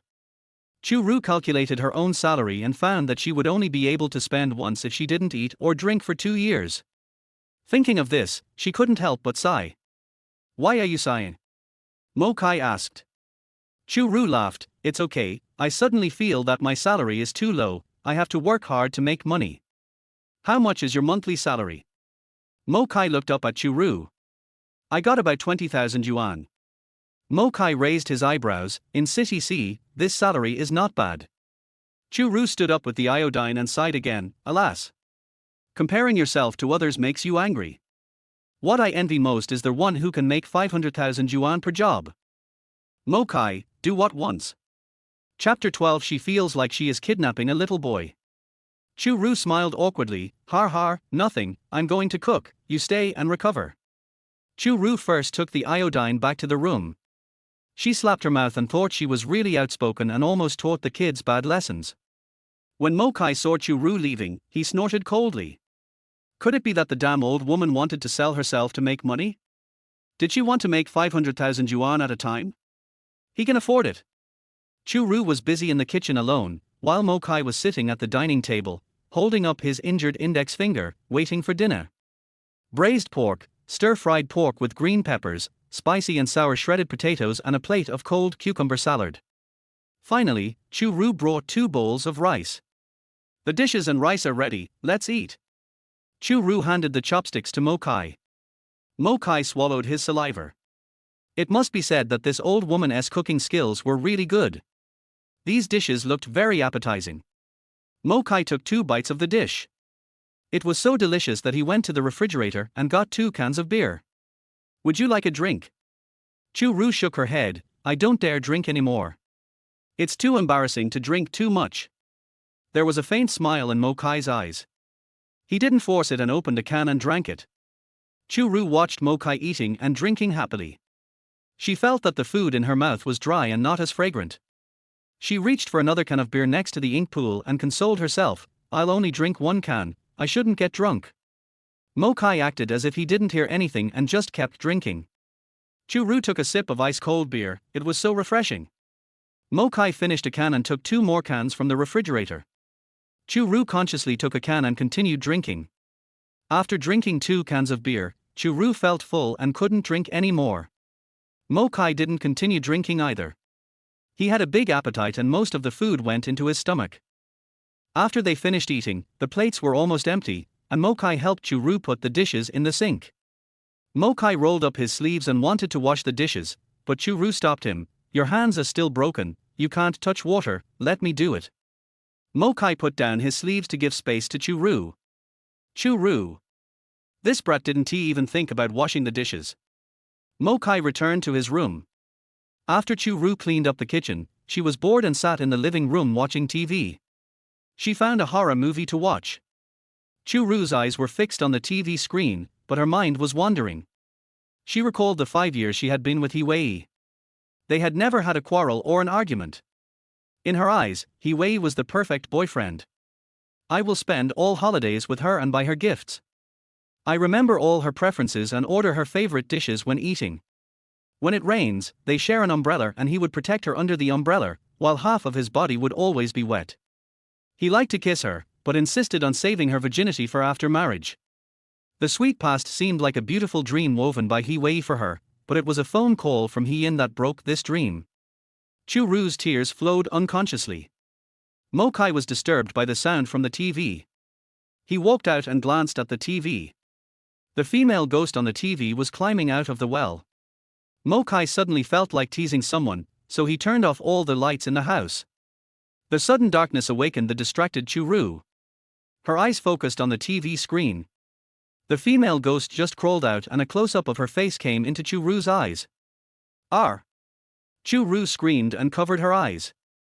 Mo Kai walked over and sat next to Chu Rou and asked, "What's wrong with you?" Chu Rou heard Mo Kai's voice, and when she saw Mo Kai through a crack, she hugged him. "Woo! I was scared to death." Mo Kai saw Chu Ru's face full of tears. He didn't expect Chu Rou to be so timid. He felt a little guilty. Were you scared and crying?" Chu Rou had a reason to vent her emotions, and she lay on Mo Kai's shoulder and cried. Mo Kai was at a loss. He patted Chu Rou gently and said, "I'm sorry, I shouldn't have scared you. I thought you were very brave." "Woo!" Chu Rou cried and said, "Mo Bao Bao, why did that bastard He leave me, his girlfriend, alone and go for other women? Am I not beautiful enough? Am I not in good shape? Am I not interesting?" Mo Kai's face turned ugly. It turned out that he was crying for that scumbag. Is he so good that is worth your tears? Chu Rou sobbed and replied, "He was very good to me. Maybe I will never find a man who is as good to me as he is to me." "Who said that?" Mo Kai didn't like to hear this. "Isn't it just being nicer to women? He can do it. There are plenty of good men. Do you still want to hang yourself on a tree? It's still a broken tree with rotten roots." These words hurt Chu Ru's heart. Yes, He must have a black heart. He is a big liar. It is not worth it for her to be sad for such a person. She wiped her tears and got up from Mo Kai's shoulder. Just as she was about to finish, she caught a glimpse of the TV and saw another close-up of the female ghost's face. Chu Rou was so scared that she fell back into Mo Kai's arms. "Please turn off the TV. I don't want to watch it anymore." Mo Kai searched for the TV remote and found it on the other side of Chu Rou. He reached out to grab it, but it was a little far away. He put one hand around Chu Ru's waist and leaned forward to reach the remote control. He didn't control his strength well, and he and Chu Rou fell on the sofa, Chu Rou at the bottom and Mo Kai at the top. Chu Rou looked at the ink pool on her body with surprise in her almond-shaped eyes. Mo Kai had no intention of getting up. He lowered his eyes to stare at Chu Ru's lips, then slowly lowered his head. Their lips were getting closer and closer, and Chu Ru's eyes were getting wider and wider. Just as they were about to kiss, Chu Rou realized something was not right. Mo Kai. The TV suddenly turned off, and the living room became completely dark. "Your nose is running." Mo Kai stood up and left the living room, turned on the main light switch in the house, and walked towards his room without looking back. The room was as bright as day.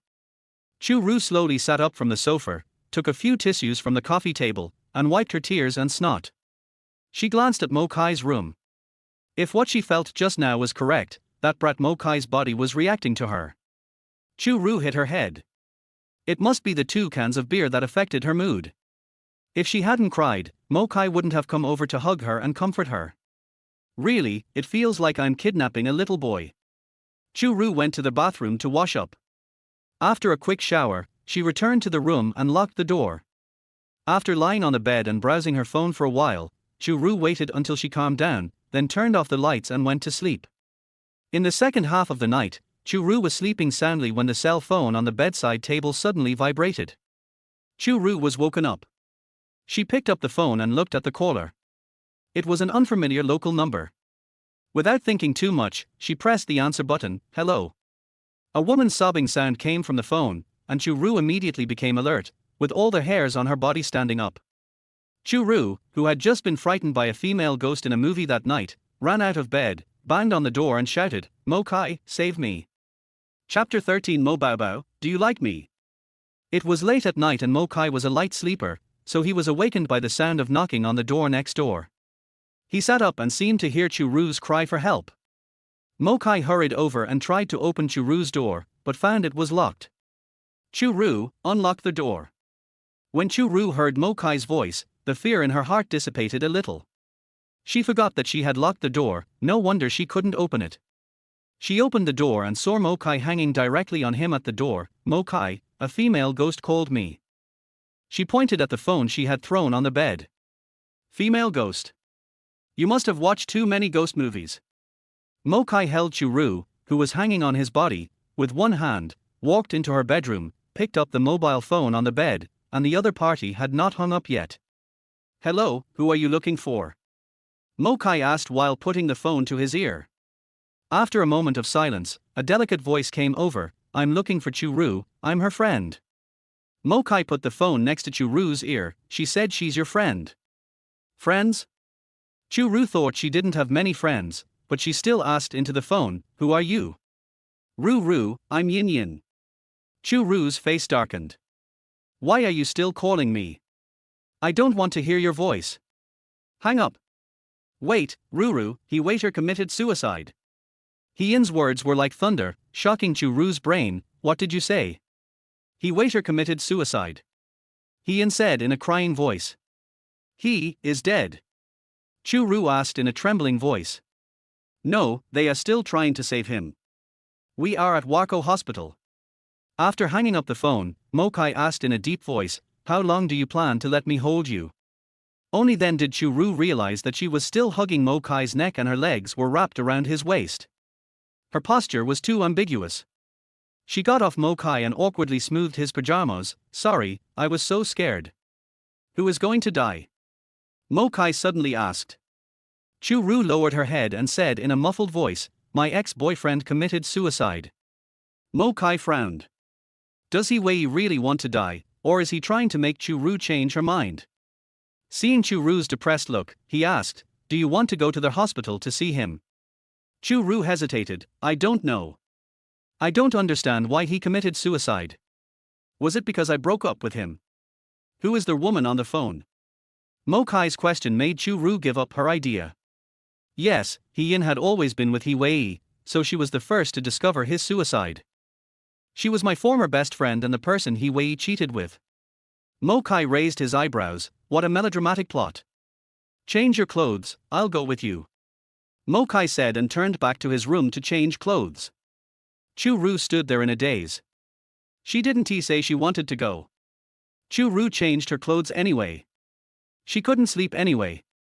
If she didn't go to take a look, she probably wouldn't have the energy to do anything else in the next few days. Mo Kai drove Chu Rou to Herguang Hospital. He Wei has already left the operating room and is lying in the ward. Chu Rou and Mo Kai pushed the door open. Yin was sitting beside the bed wiping her tears. She heard the door open and looked back. Seeing Chu Rou and Mo Kai behind her, a trace of unwillingness flashed in his eyes. Rou, you're here." Yin walked over and wanted to hold Chu Rou's hand. Chu Rou avoided him and asked coldly, "What's the situation with He Wei? Is he not dead yet?" "He waiter committed suicide by cutting his wrists. Fortunately, I discovered it early and called an ambulance, otherwise he would have." Yin's shoulders were shaking and tears were dripping onto the floor like pearls from a broken string.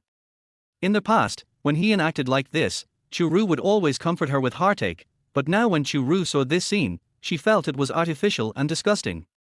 "Don't act like you're crying in front of me. I'm not He Wei." Chu Rou rolled her eyes. "Since everything is fine, just stay with him. I'm leaving now." Rou, Yin grabbed Chu Rou's arm. "He Wei committed suicide for you, are you so heartless to him?" "It's hilarious what you said." Chu Rou said sarcastically, "He is willing to risk his life for me, but he can have an affair with you behind my back. What kind of logic is this? And you, if you like He Wei, then stay with him and take care of him. What's the point of calling me? Do you only like being a mistress?" Chu Ru's words made He-Yin's face turn red and white. She let go of Chu Ru's arm and asked, "Did you know that He Wei has bipolar disorder?" "What is that?" Chu Rou was confused. "It's a mental disorder that causes both mania and depression." Mo Kai explained. "Impossible, He Wei has always been normal." Chu Rou thought of He Wei's abnormal behavior yesterday. Yesterday was the first time he went crazy. He-Yin smiled bitterly. "That's because he takes out all his bad emotions on me and keeps his sunny side in front of you. He gave you all his tenderness and care, and gave me only abuse and violence. You are the only one in his heart. I am just a trash can for him to vent his anger. Chu Rou, do you know how jealous I am of you? You are better than me in everything. You have a good family background, are good at studying, and have the best boyfriend. The only thing I can compete with you in is my appearance and figure." He-Yin's words shocked Chu Rou. Mo Kai sneered at the side. "Why don't you look in the mirror? You look like a snake spirit, and you still want to compete with our Ruru. It's ridiculous." He-Yin's tears stopped. She pointed at Mo Kai and asked Chu Rou, "Who is he?" Chu Rou had come back to her senses. She slapped He-Yin's hand down and pinched her waist with both hands. "Don't point your finger at my Mo baby, you snake spirit. How dare you complain to me? What does He Wei do to you have to do with me? I didn't force you to sleep with him. You wanted to do it yourself.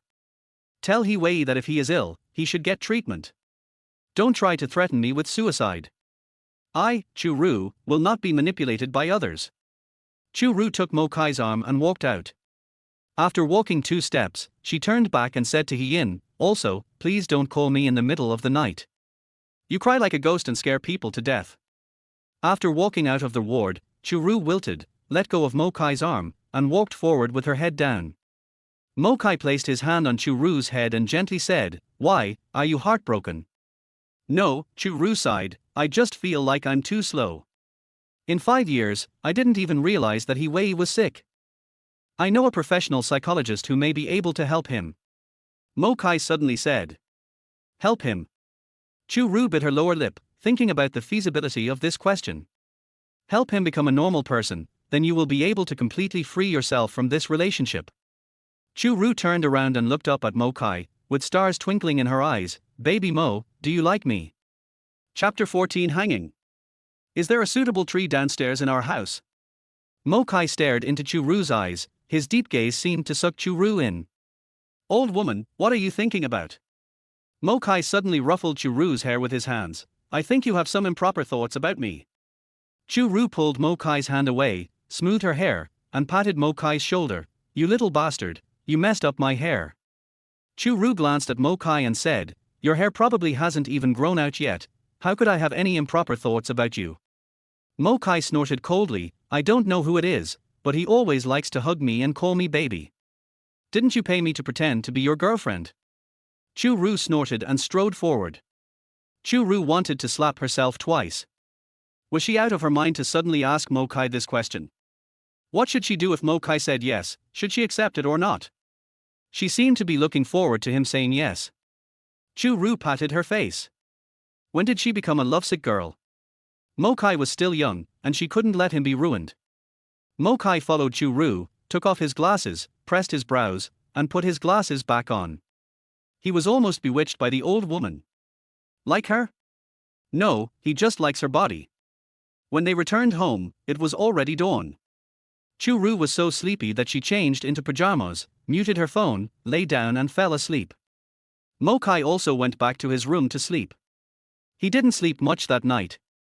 He didn't know how long he had slept when he was awakened by the ringing of his cell phone. He closed his eyes, picked up the phone and put it to his ear to answer it. His voice was low and hoarse. "Hello. Mo Kai, are you home? Is my sister here?" Shen Luo's urgent voice came from the phone. "Shen Luo. Go call your sister." Mo Kai turned over and wanted to hang up the phone. No one answered her phone. "Please help me check. Something happened at home." When Mo Kai heard Shen Luo say that something happened at home, he opened his eyes and asked casually, "What happened?" "The parents of that scumbag He Wei came and made a scene at my doorstep." Shen Luo was extremely anxious. "My mom was almost fainted from anger." "Wait." Mo Kai got out of bed and walked to the door of Chu Ru's room.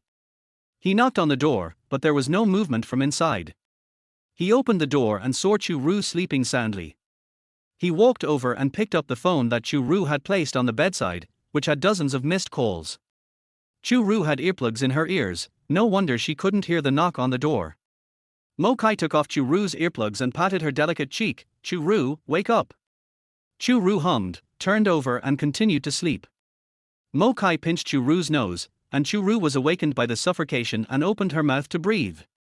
She opened her eyes and saw Mo Kai standing nearby. She slapped his hand away and said, "You little brat, are you sick? You disturbed my sleep. Hurry up and get up. He Wei's parents went to your house to make trouble." Mo Kai pulled Chu Rou up. Chu Rou suddenly perked up. "What did you just say?" Mo Kai handed her a phone. "Look at your phone." Chu Rou took the phone and looked at it. Oh my god. 37 missed calls, all from her mother and Shen Luo. Chu Rou chose to call Shen Luo back, and the other party answered immediately. "Sister, you should go home quickly. He Wei's mother is about to hang herself downstairs of our house." "Hang yourself? Is there a suitable tree downstairs in our house?" Chu Rou asked. Shen Luo was about to cry. "Sister, please stop making jokes at this time. There is a horizontal bar at the right height." "Fuck. I'll be right back." Chu Rou scratched her hair. What was going on? She just broke up, but it was too much of a fuss. She glanced at Mo Kai, who was still standing beside the bed. "Mo baby, please go out first. Sister needs to change her clothes." Mo Kai glanced at her, turned and left, closing the door behind him. When Chu Rou packed up and prepared to go out, Mo Kai was already dressed and waiting for her at the door. "Mo Baobao, are you going out too?" Mo Kai said, and said, "I'll go home with you." Chu Rou pointed at Mo Kai in surprise, then at herself. "You want to go home with me?" Mo Kai put his hand on Chu Ru's shoulder and pushed her out. "Come on, I'll be your boyfriend for free and help you out." Chu Rou felt that Mo Kai was quite loyal, but also felt that something was not right. Mo Kai pulled her to his car and said, "Get in the car. I'll drive and you navigate." Chu Rou directed Mo Kai to drive, and they soon arrived at Chu Ru's neighborhood. Mo Kai drove in, and Chu Rou pointed to the front and said, "Do you see that large group of people? Just park nearby. Alas, they are probably just here to watch the fun." Mo Kai found a parking space, parked the car, got out with Chu Rou, and walked towards the crowd. Before she even got close, the scolding reached Chu Ru's ears. "Chu Rou, you vixen, you bitch, you deserve a horrible death. What have you done to my good son? He committed suicide for you, just because you had someone else outside, and he was a gigolo. You used my son's money to support a man outside. You are so shameless. If your family doesn't give me an explanation today, I will hang myself here and make your life miserable." The more Chu Rou listened, the darker her face became. This He Wei is a shrew. In the past 5 years, she could count the number of times she had met He Wei's parents on one hand. When they met before, his mother would just turn her face away. This was the first time she had seen such a scene today. "Please make way and let me pass." Chu Rou wanted to pass through the crowd, but no one gave way. These idle people really loved to gossip. Chu Rou gathered her energy, exerted her strength from her dantian, and shouted, "Everyone make way, Chu Rou is coming." This sentence worked. The crowd of onlookers consciously made way for Chu Rou and Mo Kai to pass. Chu Rou walked over and saw Shen Luo and Uncle Shen supporting her pale mother. She walked up to Shi Jingman and asked with concern, "Mom, are you okay?" Shi Jingman burst into tears when she saw Chu Rou. Rou, what's going on?" "Xiao Luo said that you and He Wei broke up, is that true?" Chu Rou nodded. "We just broke up a few days ago, and I haven't had time to tell you yet." Shi Jingman pointed at his mother and said, "What did she mean?" Chu Rou looked around and saw a hemp rope hanging on a 2.6-meter high horizontal bar, tied into a circle. His mother had her head in the circle and was standing on tiptoe on a stool. It was unknown which old man who was playing chess had contributed this stool. She walked over and saw that mother his legs were shaking. She said caringly, "Auntie, you must be tired to keep this posture. Why don't you come down and rest for a while? We can talk it over." His father snorted coldly, "How can you talk to me nicely? You slut, you almost killed my son." Chu Rou took a deep breath and suggested, "Why don't you go up and hang on for a while, Uncle He?" Auntie can't hold on any longer. Chapter 15, Selling myself to pay off debt. His mother really couldn't hold on any longer and got down from the stool on her own initiative. Chu Rou, you must give us an explanation today. Chu Rou raised her arms and asked, what does Auntie want to explain? His mother's legs were so tired that she could only stand steadily with the help of his father, but she was very powerful. You kept a gigolo and caused my son to commit suicide. I want you to compensate us for our mental damages. Chu Rou snorted, did you two ask clearly before you came why I broke up with He Wei? He was the one who cheated on me. He left me and went to sleep with another woman the moment he left me. I should be the one asking for mental damages. I wasted 5 years of my youth following him. His father and mother's faces changed drastically. Impossible. He Wei broke up with us for you. How could he cheat? Whether it will happen or not, go back and ask He Wei carefully. Chu Rou lifted her hair and tucked it behind her ear. Also, who told you that I spent my money to support a gigolo? That's what your best friend said. Mother, he thought for a moment, then slapped her thigh. Yes, your good friend named Hean. Damn her mother, and Hean too. How blind she was to have befriended such a thing. Chu Rou snorted twice. You really asked the right person. The person He Wei cheated on is her. Maybe she is your future daughter-in-law. You should be very happy now. I broke up with He Wei. Isn't this what you always wanted? As for the mental damage compensation, I don't want it. You guys should go back to the hospital and take care of He Wei. Wait. His father called out to Chu Rou. Chu Rou turned around. Uncle He, do you have anything else to say? Hean said that He Wei bought you a house. Since we're breaking up, you have to return the house to us. What do you mean He Wei paid for it? Chu Ru's mother Shijingman suddenly said, we paid half of the price for the house. As for the name on the property certificate, it was He Wei who took the initiative to write our Ru's name. His father and mother looked at each other, wondering why what they said was different from what Hean said. Then our He Wei also paid half of the money. His father rolled his eyes. I'll give you 2 choices. Either transfer the house to He Wei, or return the 2 million to us. 2 million. You are robbing me. Shijingman was so angry that her hands were shaking. The total purchase price of the house was only about 2 million. Do you still have any shame? We bought it cheaply then, but house prices have gone up now. Don't think we don't know. His mother raised her head proudly. I don't want 2 million. How about you give me 1.5 million and I transfer the house to He Wei? Chu Rou suggested. We can't come up with so much money. You have 2 choices, either give us the house or take the money. His father and mother had a tough attitude. Shijingman had no choice but to look at her husband Shen Minghui. Minghui, what should we do? Shen Minghui frowned and sighed, we can't even come up with 2 million. Shijingman also knew the family situation. Most of the funds were in investment products, and the cash that could be used did not exceed 1 million. Moreover, Chu Rou was not Shen Minghui's biological daughter. It was already very good that a stepdaughter could take out 1 million to buy a house for her. It's just 1.5 million, no more. Mo Kai stood beside Chu Rou at some point and said, if you continue to make trouble, we will call the police and report you for extortion. His father understood the law to some extent. He pointed at Mo Kai and asked, who are you? Do you keep your word? We want money now. I am what you call a gigolo, but I am richer than Ruru, so I am not supported by her. Mo Kai took out his phone and asked, bank card transfer? Or other payment platforms? His father took out a bank card from his pocket and said, just transfer the money to this card. Ruru, Mo Kai patted the dumbfounded Chu Rou, go find some paper and pen, and ask them to write a receipt. Oh. Chu Rou looked around the crowd and saw a child with a school bag on his back. She waved, little fatty, lend me some paper and pen. Xiaopan ran over, took out a homework book and a pen from his school bag and handed them to Chu Rou. Sister Chu Rou, this is for you. Chu Rou quickly wrote a few lines on the notebook and placed it in front of his father. Sign your name first. Mr. He signed his name without saying a word. Mo Kai transferred 1.5 million to his father's bank card. You and Chu Rou no longer have any relationship. I don't want you to harass her, including your son, in the future.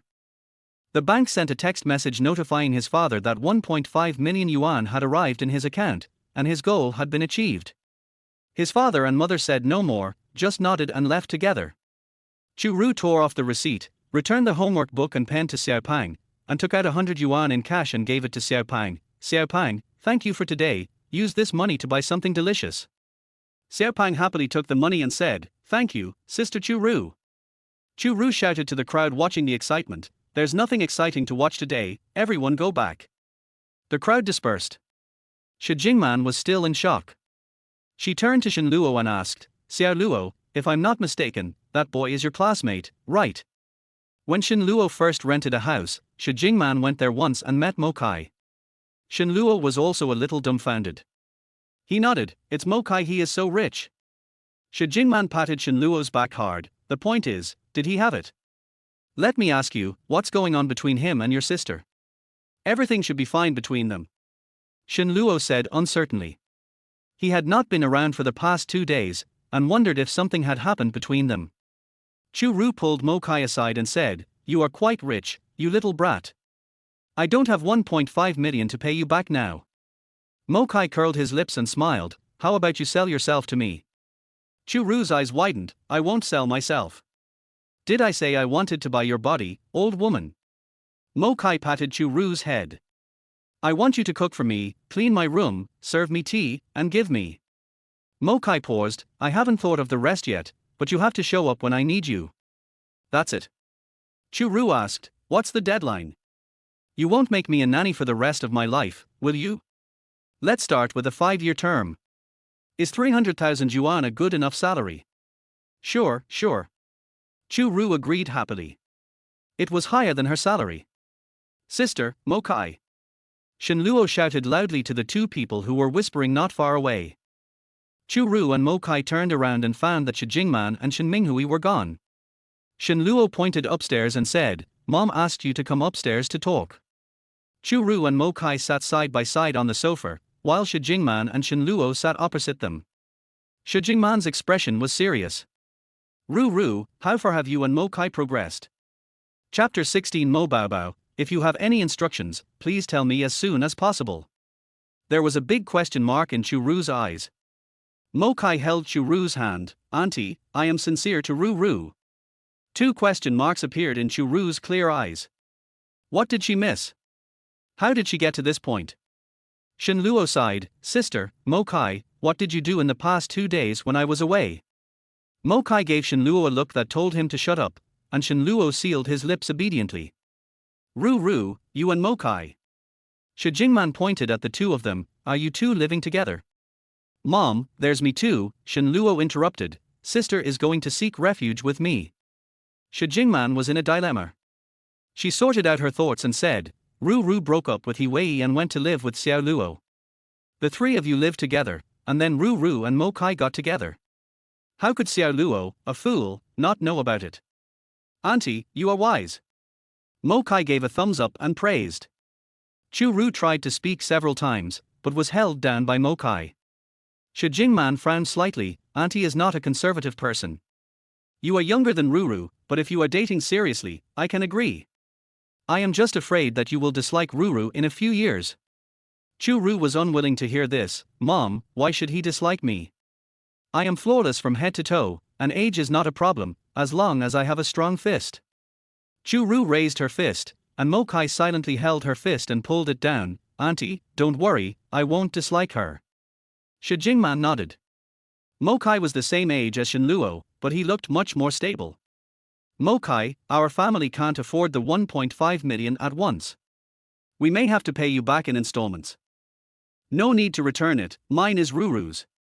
Shi Jingman didn't give in any more, just thinking about letting Chu Rou return to Mo Kai slowly in the future. Chu Rou and Mo Kai didn't have breakfast or lunch. Shi Jingman invited Mo Kai to have dinner with her, and Mo Kai didn't refuse. After dinner, Mo Kai stood up and said, Auntie, Uncle, we have to go back first. We have classes tomorrow morning. Shen Luo and Chu Rou also stood up and prepared to go back with Mo Kai. Rou, Shi Jingman called Chu Rou, if you have no place to live, just come back home and live. Chu Rou suddenly thought that it would be nice to live at home, with ready-made food and drinks.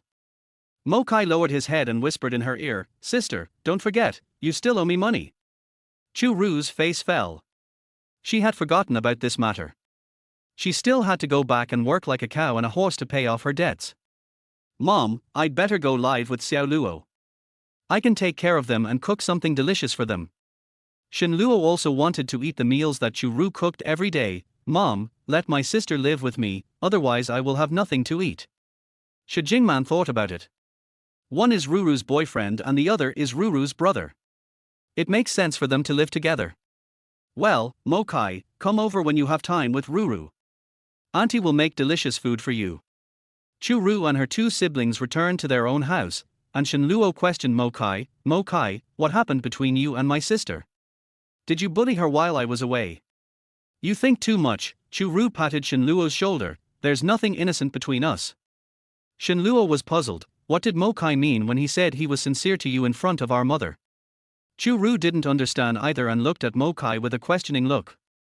Mo Kai cleared his throat. Aren't Chu Rou and I pretending to be a couple? This will be more convenient for both of us. Chu Rou thought it made sense. If one of us meets someone we like, then we both will immediately announce our breakup. Mo Kai's eyes darkened and he said nothing. Shen Luo scratched his head. He always felt that something was not right. Chu Rou thought of her job with an annual salary of 300,000 yuan, and came to Mo Kai and helped him take off his coat. Dear Mo baby, do you want something to drink? There was a smile in Mo Kai's eyes. Have a cup of coffee. Chu Rou was slightly startled, and then her expression changed immediately. Why drink coffee so late at night? I'll go get you a hot cup of milk. Mo Kai raised his eyebrows. He was not at all unhappy about having his orders disobeyed. He even felt a little warm in his heart. It was quite good to feel cared for. Chu Rou hung up Mo Kai's coat, then went to the refrigerator and took out 2 boxes of milk. Shen Luo was a little confused. What happened to his sister? Why was she suddenly so nice to Mo Kai? He was her biological brother, okay? There was no love for her anymore. Chu Rou brought out a cup of hot milk and handed it to Mo Kai. Drink it while it's hot, Mo baby. Drink a cup of hot milk to help you sleep at night. Go to bed early today. Mo Kai took the milk and took a sip. The temperature was just right. He tilted his head back and drank it all in one gulp. He then put the empty cup in Chu Ru's hand and said, I want to eat wontons tomorrow morning. Chu Rou made an okay gesture and said, arrange it. Mo Kai returned to his room satisfied. Sister Tilda, Shen Luo looked at Chu Rou pitifully. Am I still your brother? Chu Rou held back her laughter and walked into the kitchen, then came out with a glass of milk and handed it to Shen Luo. It's your share, drink it. Shen Luo drank half the cup in one gulp. Sister, why are you suddenly so nice to Mo Kai? Silly boy, Chu Rou touched Shen Luo's head. Haven't you heard the saying, if you take something from someone, you will be grateful? Mo Kai paid 1.5 million, so I have to serve him. Shen Luo scratched his head. Sister, do I have to worship him in the future? This is a matter between him and me. It has nothing to do with you. You are good brothers. Just do what you have to do. You don't have to give in to him. Chu Ru's words made Shen Luoan feel at ease. He still wanted to pursue the beauty in the school. Although the beauty seemed to like Mo Kai more, he still wanted to give it a try. Chu Rou slept soundly all night and got up on time the next day for a morning run. She also bought some vegetables and meat and made the fresh meat wontons that Mo Kai had specified. Mo Kai ate to his heart's content. It was a rare occasion that he was in a good mood after waking up so early. Chu Rugong sent young Master Mo out. Baby Mo, take care. If you want to eat something in the evening, you can always send me a message. Mo Kai curled the corners of his lips slightly, nodded, and walked out with Shen Luo. Chu Rou also packed up and went to work at the company. As soon as she entered the company gate, Chu Rou was stopped by the front desk. Manager Chu, there are flowers for you. Flowers? Chu Rou walked over and the person who sent the flowers was still there. Who asked you to send flowers? Chu Rou asked. We cannot disclose customer information at will. Chu Rou wondered why He Wei would send her flowers when he was already lying in bed. Did the person who sent the flowers order it today? That gentleman paid for a month to have us deliver a bouquet of roses to you every weekday. Chu Rou didn't want to embarrass the guy who delivered the flowers, so she could only sign for them and go upstairs with the flowers. Chu Rou saw Xiao Li and threw the flowers to her. Please keep all the flowers for me if anyone has sent me flowers this month. Okay. Chu Rou had just sat down when she received a call from her boss asking her to come over. She went into her boss' office and asked, "Boss Lee, what can I do for you?" Mr. Lee pointed to the chair opposite the desk and said, "Xiao Chu is here, sit down first. It's like this. Director He of the sales department is temporarily unable to work due to health reasons, so the headquarters sent a new director to temporarily take over Director his job." Chu Rou nodded. He Wei had cut his wrists and was in the hospital, so he couldn't work, but what did this have to do with her? Mr. Lee continued, "Because the new director Mo doesn't know much about the product, he hopes that our RD department will send someone to provide technical support for a period of time. I thought about it and decided that you are the most suitable person in our RD department. Go back and pack up, and then go to the sales department to follow Director Mo." Chu Rou, I was demoted to the director's secretary. Chapter 17 Boys should take the initiative. Mr. Lee smiled and said, "How can it be a demotion? You are just going to assist for a period of time. Your salary will remain the same and your position here will be reserved for you." Okay. Chu Rou had to accept the work arrangement reluctantly. Chu Rou returned to the office, found a box, packed all her commonly used items in it, and then carried the box to the sales department. She found a table to put down the box in her hand, then walked to the sales director's office and knocked on the door. "Come in." Chu Rou pushed the door open and went in. Sitting behind the desk was a man in his early 30s, thin and gentle looking. When Mo Xingyan saw Chu Rou coming in, a gleam of light flashed in his eyes, and the corners of his lips curled up slightly, with a smile on his face. Chu Rou introduced herself, "Hello, Mr. Mo. I am Chu Rou from the RD department. I will be assisting you in the sales department during this period." Mo Xingyan nodded slightly, "Then I'll trouble Manager Chu. I'll have someone arrange an office seat for you." Chu Rou said yes and left Mo Xingyan's office. Mo Xingyan looked at Chu Rou's leaving back, touched his chin, and seemed to be thinking about something. The first thing a new official does is to make 3 big moves upon taking office. On his first day at work, Mo Xingyan asked the entire sales department to work overtime. Chu Rou works in the sales department and can only work overtime. She took out her cell phone, brought Chen Luo and Mo Kai together, and created a small group. "Chu Rou, dear brothers, sister has to work overtime today and can't go home to make dinner for you. You can eat outside. Mo Kai, work efficiency is too low. Why do you have to work overtime?" Chu Rou rolled her eyes when she saw the message Mo Kai sent back.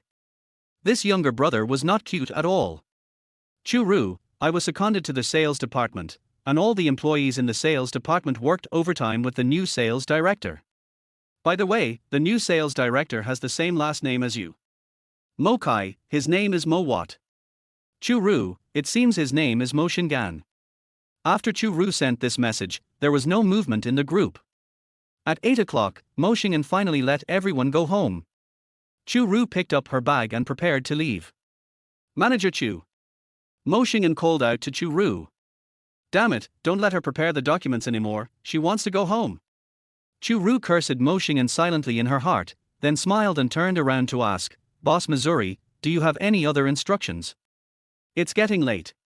Do you need me to take you home?" Mo Xingyan asked naturally. Chu Rou looked flattered. "No need, Mr. Mo. I'll drive myself. Please drive carefully at night. I'm leaving now." Chu Rou turned around, put away her smile, and rubbed her stiff face with her hands. After pretending for a whole day, her face felt so tired. Chu Rou got in the car and sent a message in their small group chat. "Chu Rou, sister is off work." Unfortunately, no one paid any attention to her. Chu Rou curled her lips. These 2 heartless kids didn't care about her at all. There was no traffic jam on the road at night, and Chu Rou drove to the community in 20 minutes. She parked the car, turned off the engine, and got out. Maybe it's because the temperature is low today, no one comes out for a walk in the community, and it's quiet. A cool breeze blew, the treetops swayed, and the leaves blocked the moonlight, so the shadows cast on the ground moved randomly. Chu Rou shrank her neck, feeling a chilly wind blowing, and her body shivered involuntarily. Chu Rou usually loves to watch horror movies, the kind that she is timid but curious about. After watching them, she dares not go out at night or go to the bathroom, as she always feels like there is something staring at her from behind. When she worked overtime in the past, He Wei would send her upstairs before leaving, but now she can only rely on her brother. She took out her cell phone and wanted to call Chu Rou and ask him to come downstairs to pick her up. A big hand suddenly patted Chu Rou on the shoulder. "R." Chu Rou screamed and her phone fell to the ground. "Are you scared?" Chu Rou heard a familiar voice in her ears, and she dared to turn around. Tears welled up in her eyes, and she clenched her fist and punched Mo Kai's chest. "You are so scary, I am scared to death by you." Mo Kai picked up the phone on the ground and checked it. It was not broken. He glanced at Chu Rou and said, "Don't watch horror movies if you are timid." Chu Rou snatched the phone back. "Who is timid? It's you who always scares me. What are you doing out so late?" Mo Kai was holding a plastic bag in his hand. "I'm hungry, so I came out to buy some instant noodles." "You didn't have dinner?" Chu Rou asked in surprise. "No." Mo Kai put his hand on Chu Ru's shoulder naturally. "Let's go upstairs first, it's too cold outside." Chu Rou wrapped her coat tightly and followed Mo Kai upstairs. After entering their house, Chu Rou poked her head inside, but didn't see Chu Rou. "Xiao Luo is not at home," Mo Kai said calmly. He's on a date." "Huh? Date?" Chu Ru's eyes widened. "Xiao Luo is in love." "I guess so. He's still pursuing her." Today, the girl agreed to go out for dinner and a movie with him. Chu Rou sighed. "Xiao Luo, that stupid guy, is still chasing after girls." After saying that, Chu Rou glanced at Mo Kai. "Mo baby, don't you have a girl you like at school?" "No." Mo Kai took the bucket noodles out of the plastic bag and prepared to tear open the instant noodles.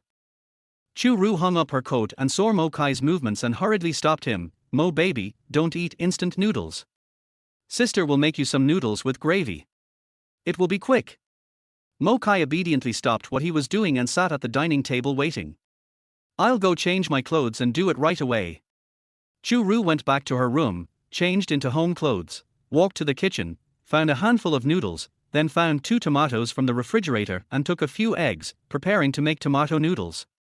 20 minutes later, Chu Rou came out with 2 bowls of noodles, one large and one small. She placed the large bowl in front of Mo Kai and handed him chopsticks. "Eat quickly." Mo Kai took the chopsticks and saw Chu Rou also served herself a small bowl of noodles. He asked, "Didn't the company provide dinner?" Chu Rou curled her lips and said, "The lunchbox I bought is terrible. It's not half as good as the one I made." Mo Kai didn't say anything else and ate noodles in big mouthfuls. He was really hungry. Chu Rou was not there, and Chu Luo was not there either. He was too lazy to move until he saw the message from Chu Rou saying that she was off work.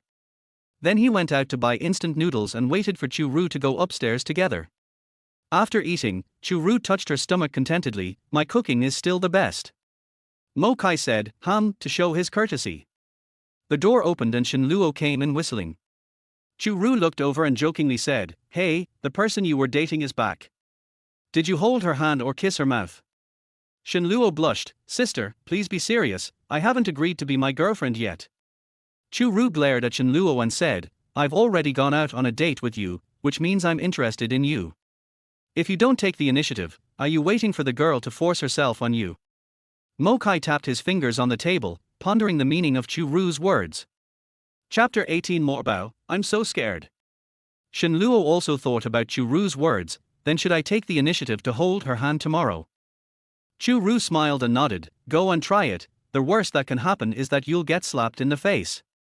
Chu Luo's face fell, and he knew that his sister could not say anything serious. Mo Kai touched his face. His tender face would probably get swollen if hit, so he decided to just forget it. In the next few days, Chu Rou was left to work overtime, sometimes early and sometimes late. Every time she got off work, she would send a message in the small group, and Mo Kai would wait for Chu Rou downstairs tacitly every night. On Friday night, it was already past 9 when Chu Rou got off work. Mo Kai calculated the time and went downstairs to pick her up 5 minutes early. Mo Kai waited downstairs for 10 minutes, but Chu Ru's car still didn't come in, so he called Chu Rou. Chu Rou answered quickly, "Mo Bao Bao, are you anxious waiting? I have something to deal with here, so I may be back a little later." Mo Kai wanted to ask her what she was doing, but he heard several men's voices on the phone. "You stinky bitch, I've been following you for a few days, and now you think nothing happened after you beat me up. Get down here now. If you don't, you can forget about this car. You stinky bitch, if you know what's good for you, just play with us for one night, kowtow to Brother Wang and apologize, and this matter will be over. Chu Rou hung up the phone and looked at the men standing in front of the car. She only knew one of them, the man with the flat head who she had beaten. Shit, she hadn't expected to be stuck on a side street. Chu Rou found something was wrong and called the police immediately. I just don't know if she can hold on until the police arrive. These men are holding iron bars in their hands and are forcing her to get out of the car. If she were unarmed, she would still have a chance of winning, but the opponent had weapons in his hands, and if she was hit by a stick, a broken bone would be the least of her problems. She didn't want her beautiful face to be ruined. Chu Rou touched under the seat. She also had a stick, but it was a wooden stick, not on the same level, but it could still hold out for a while. She clenched the wooden stick in her hand, stared at the men in front of the car, and waited anxiously for the police to arrive. The man outside the car became impatient and started knocking on the window with an iron rod. Chu Rou's heart was bleeding, as it would cost her a lot of money to repair the car. But life is more important. The windshield has been cracked and will break if it is hit a few more times. It will be dangerous to wait in the car. Chu Rou unlocked the car, pushed open the door, and just as she stepped out, several men surrounded her.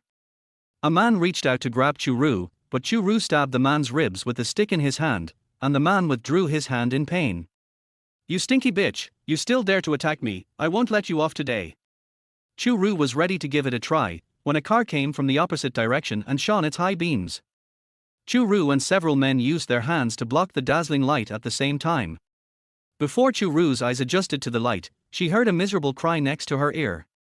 Chu Rou squinted her eyes and looked over. Mo Kai stood in front of her like a god, holding an iron baseball bat in his hand. Rou, are you okay? Mo Kai looked Chu Rou up and down. Morbao, Chu Rou threw herself into Mo Kai's arms and spoke with a crying voice, I'm so scared. The man on the ground got up and said, where did this brat come from to launch a sneak attack? Mo Kai hugged Chu Rou and looked at the men coldly, I'll give you a chance to run. The police car is right behind me. The men looked at each other and thought, as long as the Green Mountains remain, there will be no shortage of firewood, so they ran away as soon as possible. In the blink of an eye, everyone ran away. Chu Rou looked up and asked, Morbao, the police are coming soon, why are you still fighting? Chu Rou simplified the way she addressed Mo Kai from Mo Bao Bao to Mo Bao, as she felt that saying 3 words was too tedious. I lied to them. Let's go quickly. Mo Kai hugged Chu Rou and got into his car. What should I do with my car? Chu Rou looked at her windshield with heartache. Mo Kai stepped on the accelerator and left the path. When they reached the main road, Mo Kai spoke up, leave your car to me. I'll send it for repair tomorrow. Chu Rou nodded and didn't say a word the whole way. She was really a little scared today.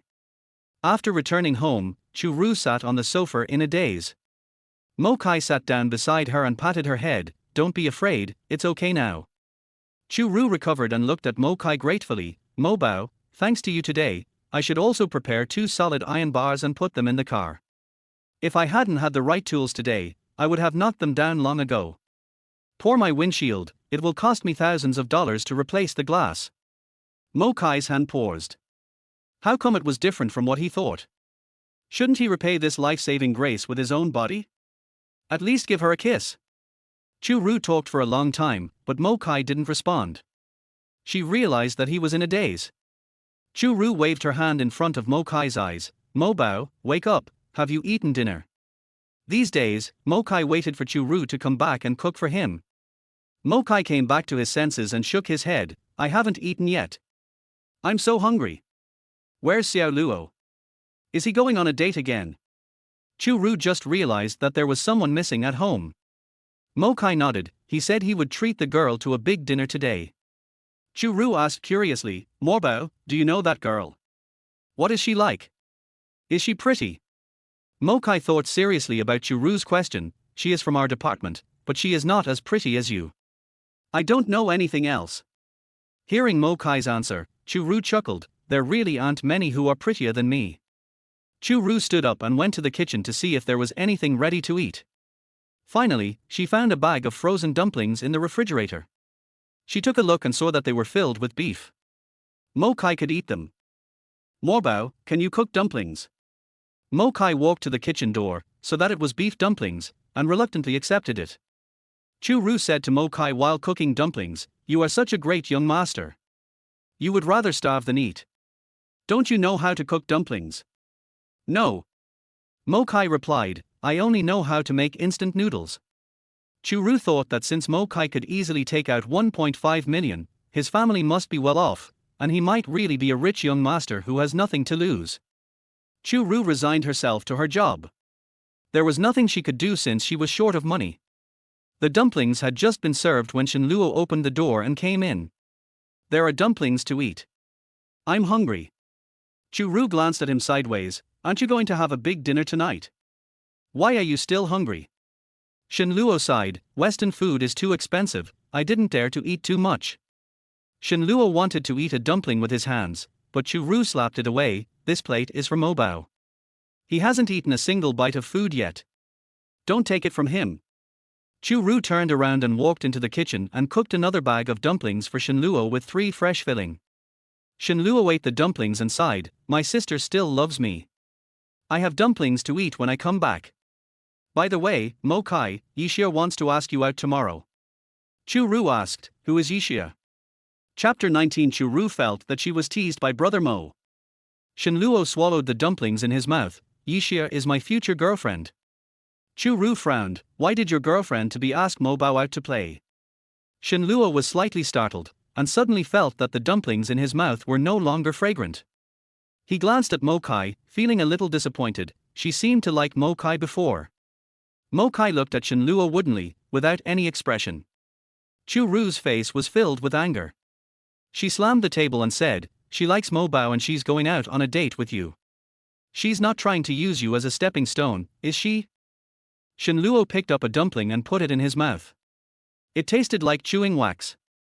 Hearing his sister say this, he felt a little uncertain, but when he thought about how Yixia smiled happily when she was with him, he gave up the idea. "Yixia is not that kind of person," Shen Luo suddenly said. "I believe in her character, and I believe in my vision even more." Chu Rou squinted her eyes and looked at Shen Luo, thinking that her brother had lost his mind because of a woman. She slapped Shen Luo on the shoulder and said, "Inform your Yixia and tell him that Mo Bao agreed to go and play." Mo Kai reacted this time. He choked on the water and started coughing violently. Chu Rou walked over and patted Mo Kai on the back. "Why are you so nervous? Sister will go with you." "Sister, are you going too?" Shen Luo asked in surprise. Chu Rou glared at Shen Luo, then asked Mo Kai softly, "Mo Bao, do you like that girl named Yixia?" Mo Kai was still coughing, his face flushed red, and he shook his head firmly. "Then how about I pretend to be your girlfriend?" Mo Kai looked up at her and nodded. Mo Kai agreed. "Our combination of 2 men and 2 women is perfect," Chu Rou asked with a smile. "So where are we going to play tomorrow? Hiking or taking a hot spring bath?" When talking about hot spring bathing, both brothers' eyes lit up. "Sister, hot spring bathing is a good idea." Chu Rou sneered. "Then it's settled, let's go climb Mount Xueling tomorrow." Shen Luo. Mochi. Chu Rou crossed her arms and said, "Xiao Luo, wash the dishes after you finish eating. I'm going back to my room to sleep." Seeing Chu Rou return to the room, Shen Luo asked hesitantly, "Mo Kai, do you think Yixia is using me?" Mo Kai frowned slightly. "I'm not familiar with her, and I don't know her." "You've dated her several times, so you should be able to tell." When Shen Luo and Yixia were together, they were so nervous and excited that they had no time to care about anything else. Seeing Shen Luo's dejected look, Mo Kai comforted him, "Don't think too much, your sister is just guessing, you just need to pay more attention tomorrow." Shen Luo felt that what Mo Kai said made sense, and immediately became energetic again. "You are right, my sister has never met Yixia, she is just guessing. I'll call Yixia right now and tell her to go hiking tomorrow." The next morning, Chu Rou got up and went to the morning market, buying a lot of things. She went straight into the kitchen and started working. Shen Luo woke up, his hair was a mess, and he went to the kitchen to find Chu Rou. "Sister, what do you want to eat this morning? The soy milk and fried dough sticks are on the dining table. Just have a bite." Chu Rou didn't even raise her head.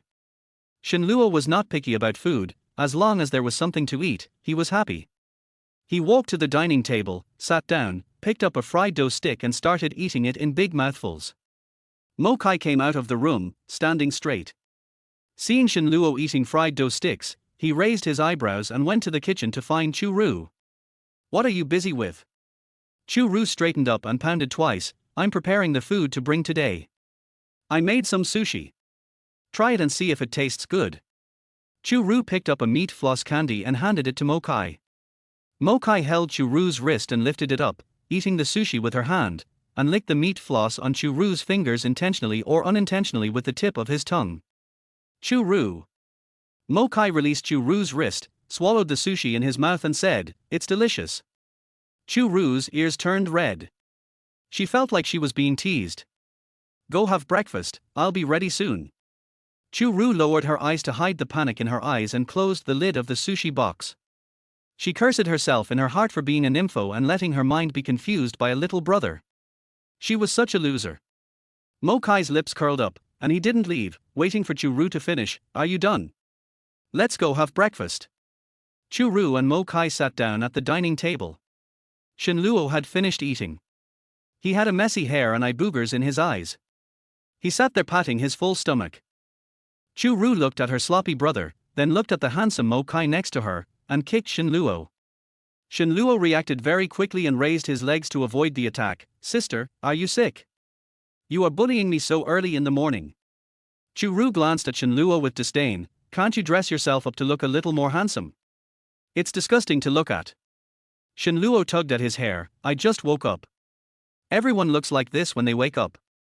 After Shenluo finished speaking, he saw Mokai opposite him, stood up, turned around and went to the bathroom to wash up. Chu Rou tears the fried dough sticks into small pieces and puts them into the soy milk. After the fried dough sticks are filled with sweet soy milk, she puts them into her mouth. They are sweet, soft and crispy. This is her favorite way to eat them. Mokai had never eaten like this before, so he asked curiously, is fried dough sticks delicious when soaked in soy milk? Chu Rou nodded, I really like eating it this way, you should try it too. Mokai took a piece of fried dough stick from Chu Rou's bowl and put it into his mouth. Well, it's really good. Chu Rou, why did he take the food from her bowl? Can't he make it himself? By the time Chu Rou cleaned the dining table, Shenluo had transformed himself into a handsome, sunny boy. Chu Rou walked over, inspected Shenluo 360 degrees without blind spots, and nodded with satisfaction. This is pretty good. If any girl doesn't like you, she really has no taste. When Shenluo heard Chu Rou praising her like that, her mouth was about to stretch to the back of her ears. Chu Rou stepped forward and kicked her. Close your mouth, be cooler. Look at how well Mokai usually pretends to be. Mochi. He was shot innocently. Shenluo retracted his smile, his face expressionless and his eyes indifferent. Yes, that's it. Chu Rou held her face. Wow, if you weren't my brother, I would definitely take you down myself. Shenluo couldn't hold on for more than 3 seconds before his clear eyes returned to their original state. Chu Rou put down her hand and said, just pretend I didn't say anything. Chu Rou went back to her room and changed into light clothes for climbing. She then found a backpack and put all the things she had prepared into it. Chu Rou threw the backpack to Shenluo. You are responsible for the backpack. Why me? Shenluo complained. If you don't want to carry it, do you want me to carry it? Chu Rou rolled her eyes at Shenluo. Shenluo was not convinced and pointed at Mokai. What about him? Chu Rou immediately put on a smile towards Mokai. Mo Bao is my financial sponsor, he can't be implicated. Gold digger. Shenluo muttered softly. Who are you talking about, you little brat? Chu Rou stepped forward and twisted Shenluo's arm behind his back. Say it again. Sister, I was wrong. You are not materialistic at all. You are just doing your duty. Shenluo begged for mercy. Chu Rou then let go of Shenluo. Shenluo massaged his twisted arm. He had no hope of beating his sister in this life. Chu Rou and the other two walked downstairs. Shenluo looked around and asked, Sister, where is your car? Chapter 20 My love for you is to give you everything. Chu Rou was stunned by the question. Should she tell Shenluo that she was blocked on the road and her car was smashed? Her car was sent for repair. It was scratched last night. Mokai explained beside him. Shenluo looked worried. Sister, are you driving too fast at night? If you drive too fast again, I will call Mom. Chu Rou narrowed her eyes, and Shenluo shrank his neck. I'm just concerned about you, don't look at me like that. Mo Kai unlocked the car and said, "Drive my car." Mo Kai opened the passenger door and pulled Chu Rou over. "Girlfriend, sit next to me." Chu Rou gladly accepted and sat in the passenger seat. Shen Luo didn't say anything and just sat in the back. They also had to go to the school to pick up Yixia, so Shen Luo sent a message to Yixia in advance. When we arrived at the school gate, Yixia was already waiting there. Chu Rou looked through the car window and saw a sweet-looking girl, about the same height as herself, around 165 centimeters. Yixia was slimmer than her. Chu Rou raised her eyebrows when she saw what Yixia was wearing. If she was not mistaken, Yixia's clothes and backpack would cost at least tens of thousands of yuan. Are all female college students so rich now? For a female office worker with a monthly salary of 20,000 yuan, she only buys clothes worth a few hundred yuan. Isn't she treating herself too badly? Shen Luo rolled down the car window and shouted to Yixia, "Yixia, here." Yixia ran over happily. She opened the passenger door and saw Chu Rou. Her smile faded, but she quickly reacted and said with a smile, "Sorry, I didn't know there was anyone here." Chu Rou smiled at Yixia, "It's okay, Shen Luo is behind." Yixia closed the passenger door, pulled the car to the back and got in. Shen Luo's eyes were full of Yixia. He asked a bunch of useless questions. Yixia answered patiently with a smile on his face all the time. Chu Rou was speechless about Shen Luo's performance.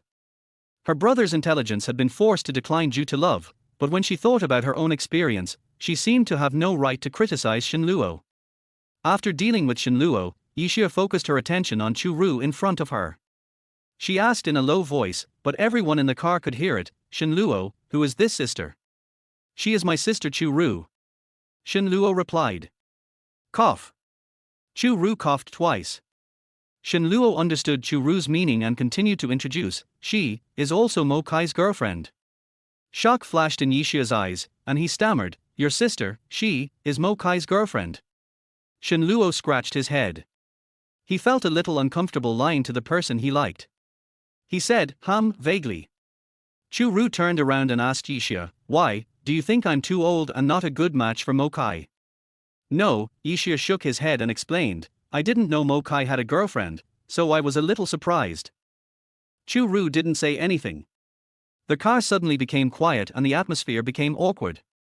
Yixia's eyes turned, and he looked around the decorations in the car, and asked, "Mo Kai, is this car yours?" Mo Kai is usually low-key. He goes to school on foot with Shen Luo and seldom drives to school. When he occasionally drives there, he parks outside the school gate. Except for Shen Luo, no one knows that Mo Kai has a car. Hearing Yixia's question, Mo Kai didn't want to answer. "I bought the car for him." Chu Rou suddenly spoke up. Mo Kai turned his head and glanced at Chu Rou without denying it. Shen Luo covered his mouth and coughed. Yixia was surprised again, "Sister is so rich." Chu Rou said modestly, "I don't have much money, but I am willing to spend money on my Morbao. I spend all my salary on him, so Morbao loves me wholeheartedly.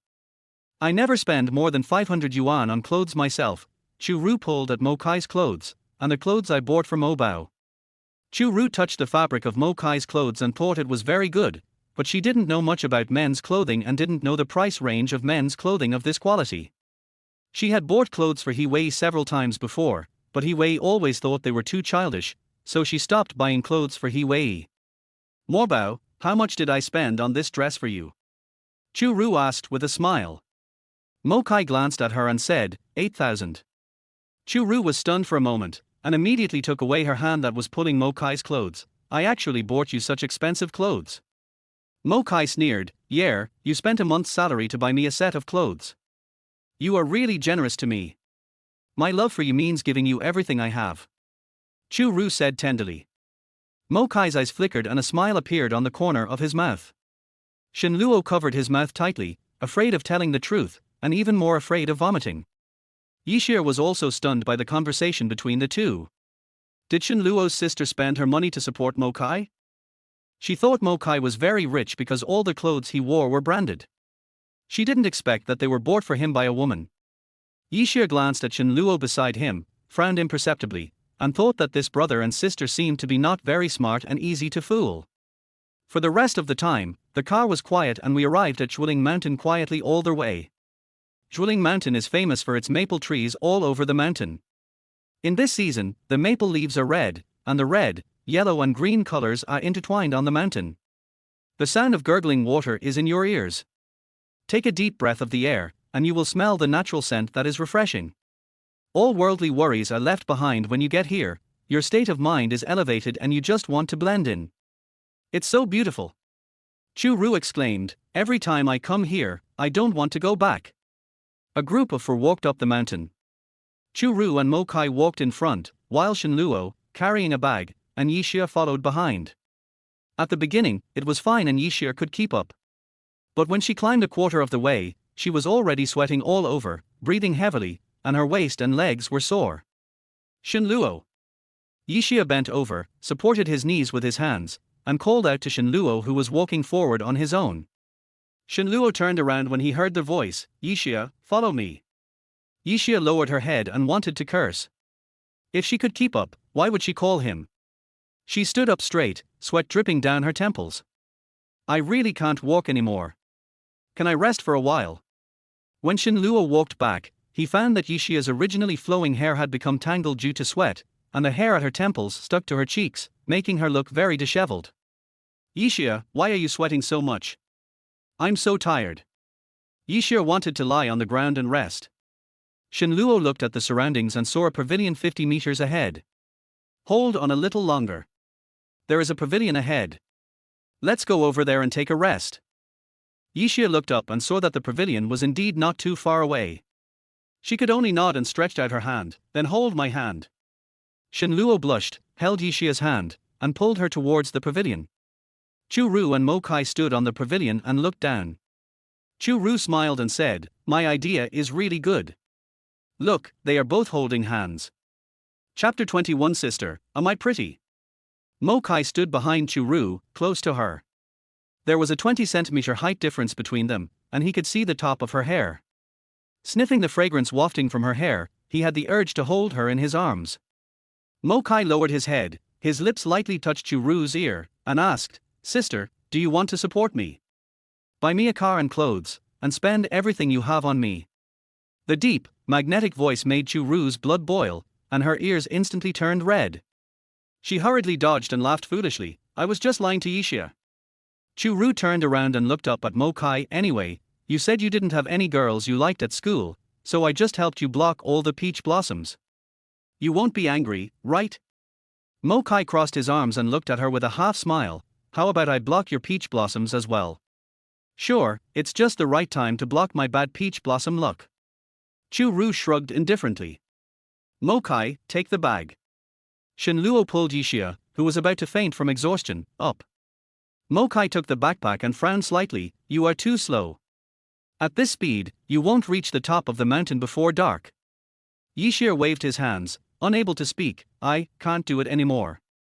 Chu Rou saw Yixia's expression and shook her head.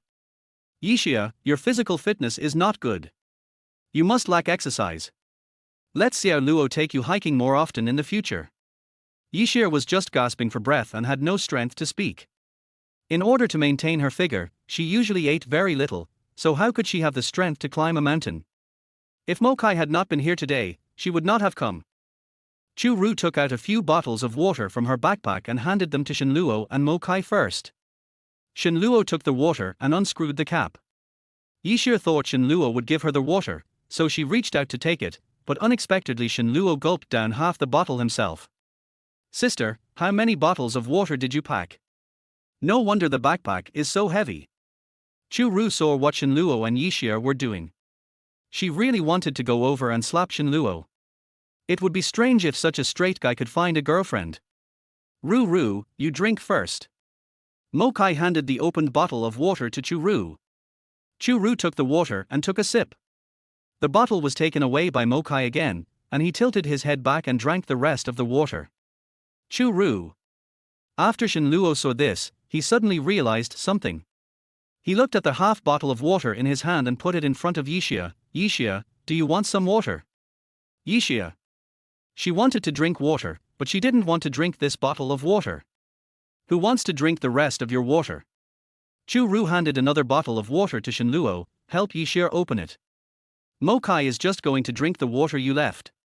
Shen Luo muttered as he unscrewed a new bottle of water and handed it to Yixia, who then took it. No one responded to Shen Luo's words. After drinking a bottle of water, Yixia felt alive again. She tugged at Shen Luo's clothes and said softly, "Shen Luo, I don't want to continue climbing the mountain. I really can't climb anymore."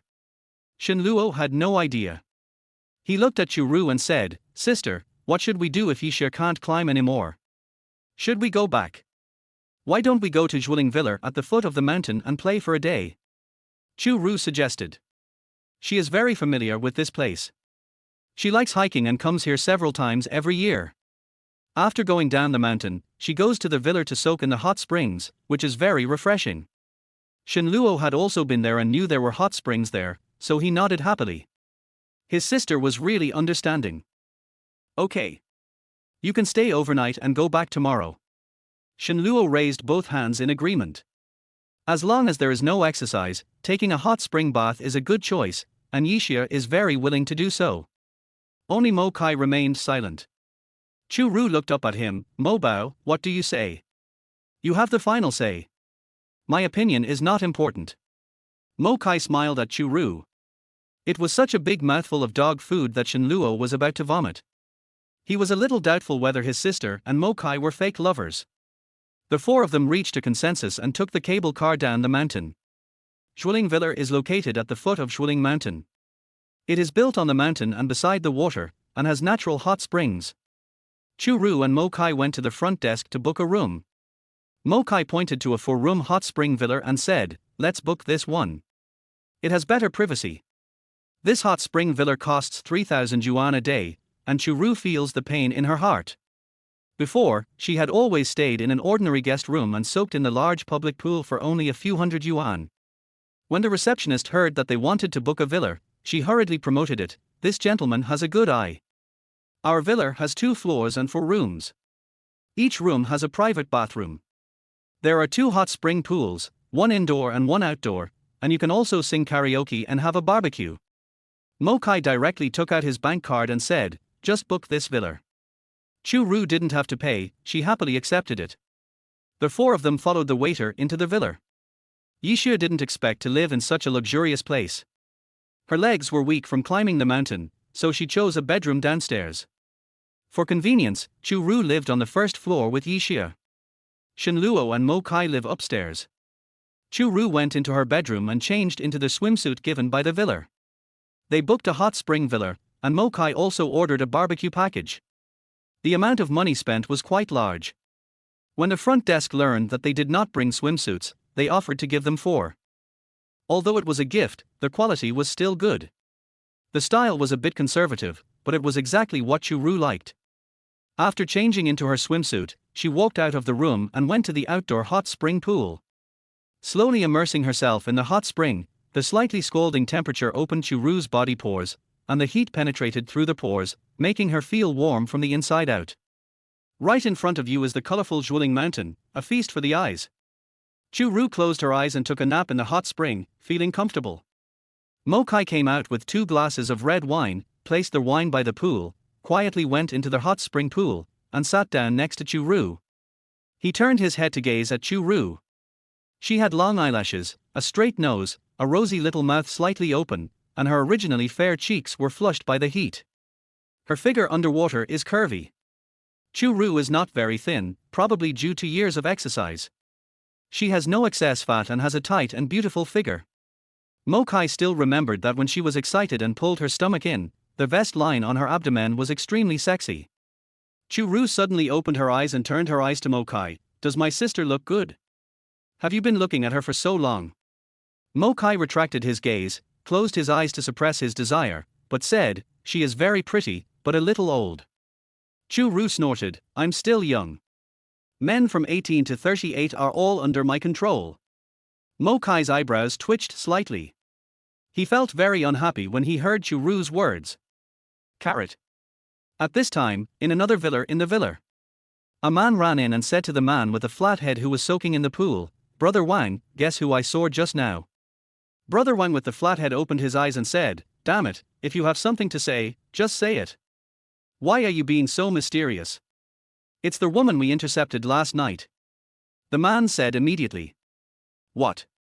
Brother Flathead Wang sat up straight, exuding a cold air. It's true that enemies always come together. Chapter 22, Lar fainted. The subordinate who reported the news added, there were 3 other people who came with that little girl, 2 men and 1 woman. The flat-headed brother covered his waist with his hands. The place where he was beaten last night was bruised and purple. He grimaced in pain. Bitch, I can't kill her. And that man, sell them together. Brother Wang, that man is here too, and the remaining man and woman are both good-looking. There was a gleam in the eyes of the flat-headed brother, and the 4 people thought it was worth taking the risk. Brother Wang, let's check the other party's identity first, a subordinate next to Flathead brother advised. Brother Chiang from City B asked us to cut off the connection as soon as possible. Did you forget that he said that President Xi is conducting a strict investigation recently and will not allow his subordinates to be involved in organized crime again? The honey badger closed his eyes and thought about it. He checked the woman and found out that she was a small manager in a company and her family didn't have much power. As for the man, he looked like a college student. Having made up his mind, the honey badger opened his eyes and said a few words to the man who reported the news. Chu Rou, Mo Kai and Shen Luo were taking a hot spring bath outside, while Yixia was sleeping in the room. Why doesn't Yixia take a hot spring bath and insists on sleeping? Shen Luo muttered. She almost crawled down the mountain. Just let her have a good rest. Chu Rou was really speechless about her younger brother. After soaking for a while, Chu Rou stood up from the hot spring pool, stretched her waist, and yawned. I'm tired too, let's go back and take a nap, and then we can have a barbecue when we wake up. When Chu Rou woke up, it was already dark. She walked out of the room and saw that the oven was already on and the table was full of ingredients. Shen Luo was adding charcoal to the oven. Master Mo and Miss Yi were sitting beside him watching Shen Luo work. Why let Xiao Luo do it alone? You are bullying my honest brother. Chu Rou was unwilling. She could do whatever she wanted to Shen Luo, but not others. Hearing Chu Rou's voice, Shen Luo turned around and smiled. Sister, you woke up at the right time. The fire has just been lit. We can roast now. Chu Rou hummed, and glanced at the 2 people sitting next to her. You two, are you waiting for the food to be delivered to your mouths?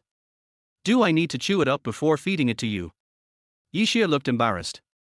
She saw Mo Kai sitting there and thought that she was a girl, so she didn't do anything. She stood up and walked over to the ingredients, picked up a handful of skewers and put them on the grill. Mo Kai waved to Chu Rou. Rou, come and sit down. They will be responsible for grilling and we will be responsible for eating. As long as Shen Luo was not doing it alone, Chu Rou felt much better. She sat next to Mo Kai and said, Xiao Luo, I like to eat food that is a little older. Yixia. After all this time, I just can't bear to see her having some free time. Shen Luo roasted and ate at the same time, and put in front of Chu Rou and Mo Kai. Basically only half was left. Sister, I'll eat the tender ones, and leave the old ones for you. Chu Rou, har, thank you so much. Mo Kai, I grilled some prawns, how about you try them? Yixia put a few skewers of grilled prawns on Mo Kai's plate. She had been observing Mo Kai for a long time. His noble aura radiated from the inside out. He didn't look like a gigolo kept by a woman. He and Shen Luo's sister definitely don't have that kind of relationship.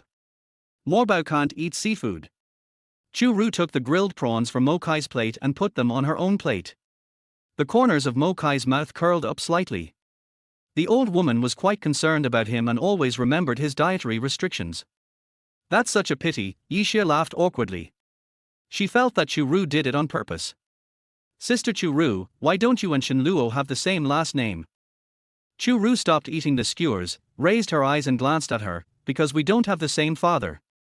Chu Rou did not shy away from this topic as she was a posthumous child. Her father was a special forces soldier. While helping people fight floods in City B, he was washed away by the flood and went missing. After a month of searching, he could not be found. He was eventually awarded the title of martyr. When she was 3 years old, her mother met Uncle Shen.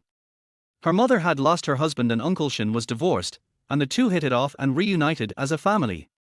Her mother and Uncle Shen did not let her change her surname out of respect for her late father. O tilde, Yixia's O was twisted and round, with a deep meaning. No matter how thick-skinned Shen Luo was, he could tell that Yixia's tone was unfriendly. He frowned and his favorability towards Yixia plummeted. What are you saying? My sister's biological father is a martyr. What do you want to express with that tone? Yixia stood there in shock.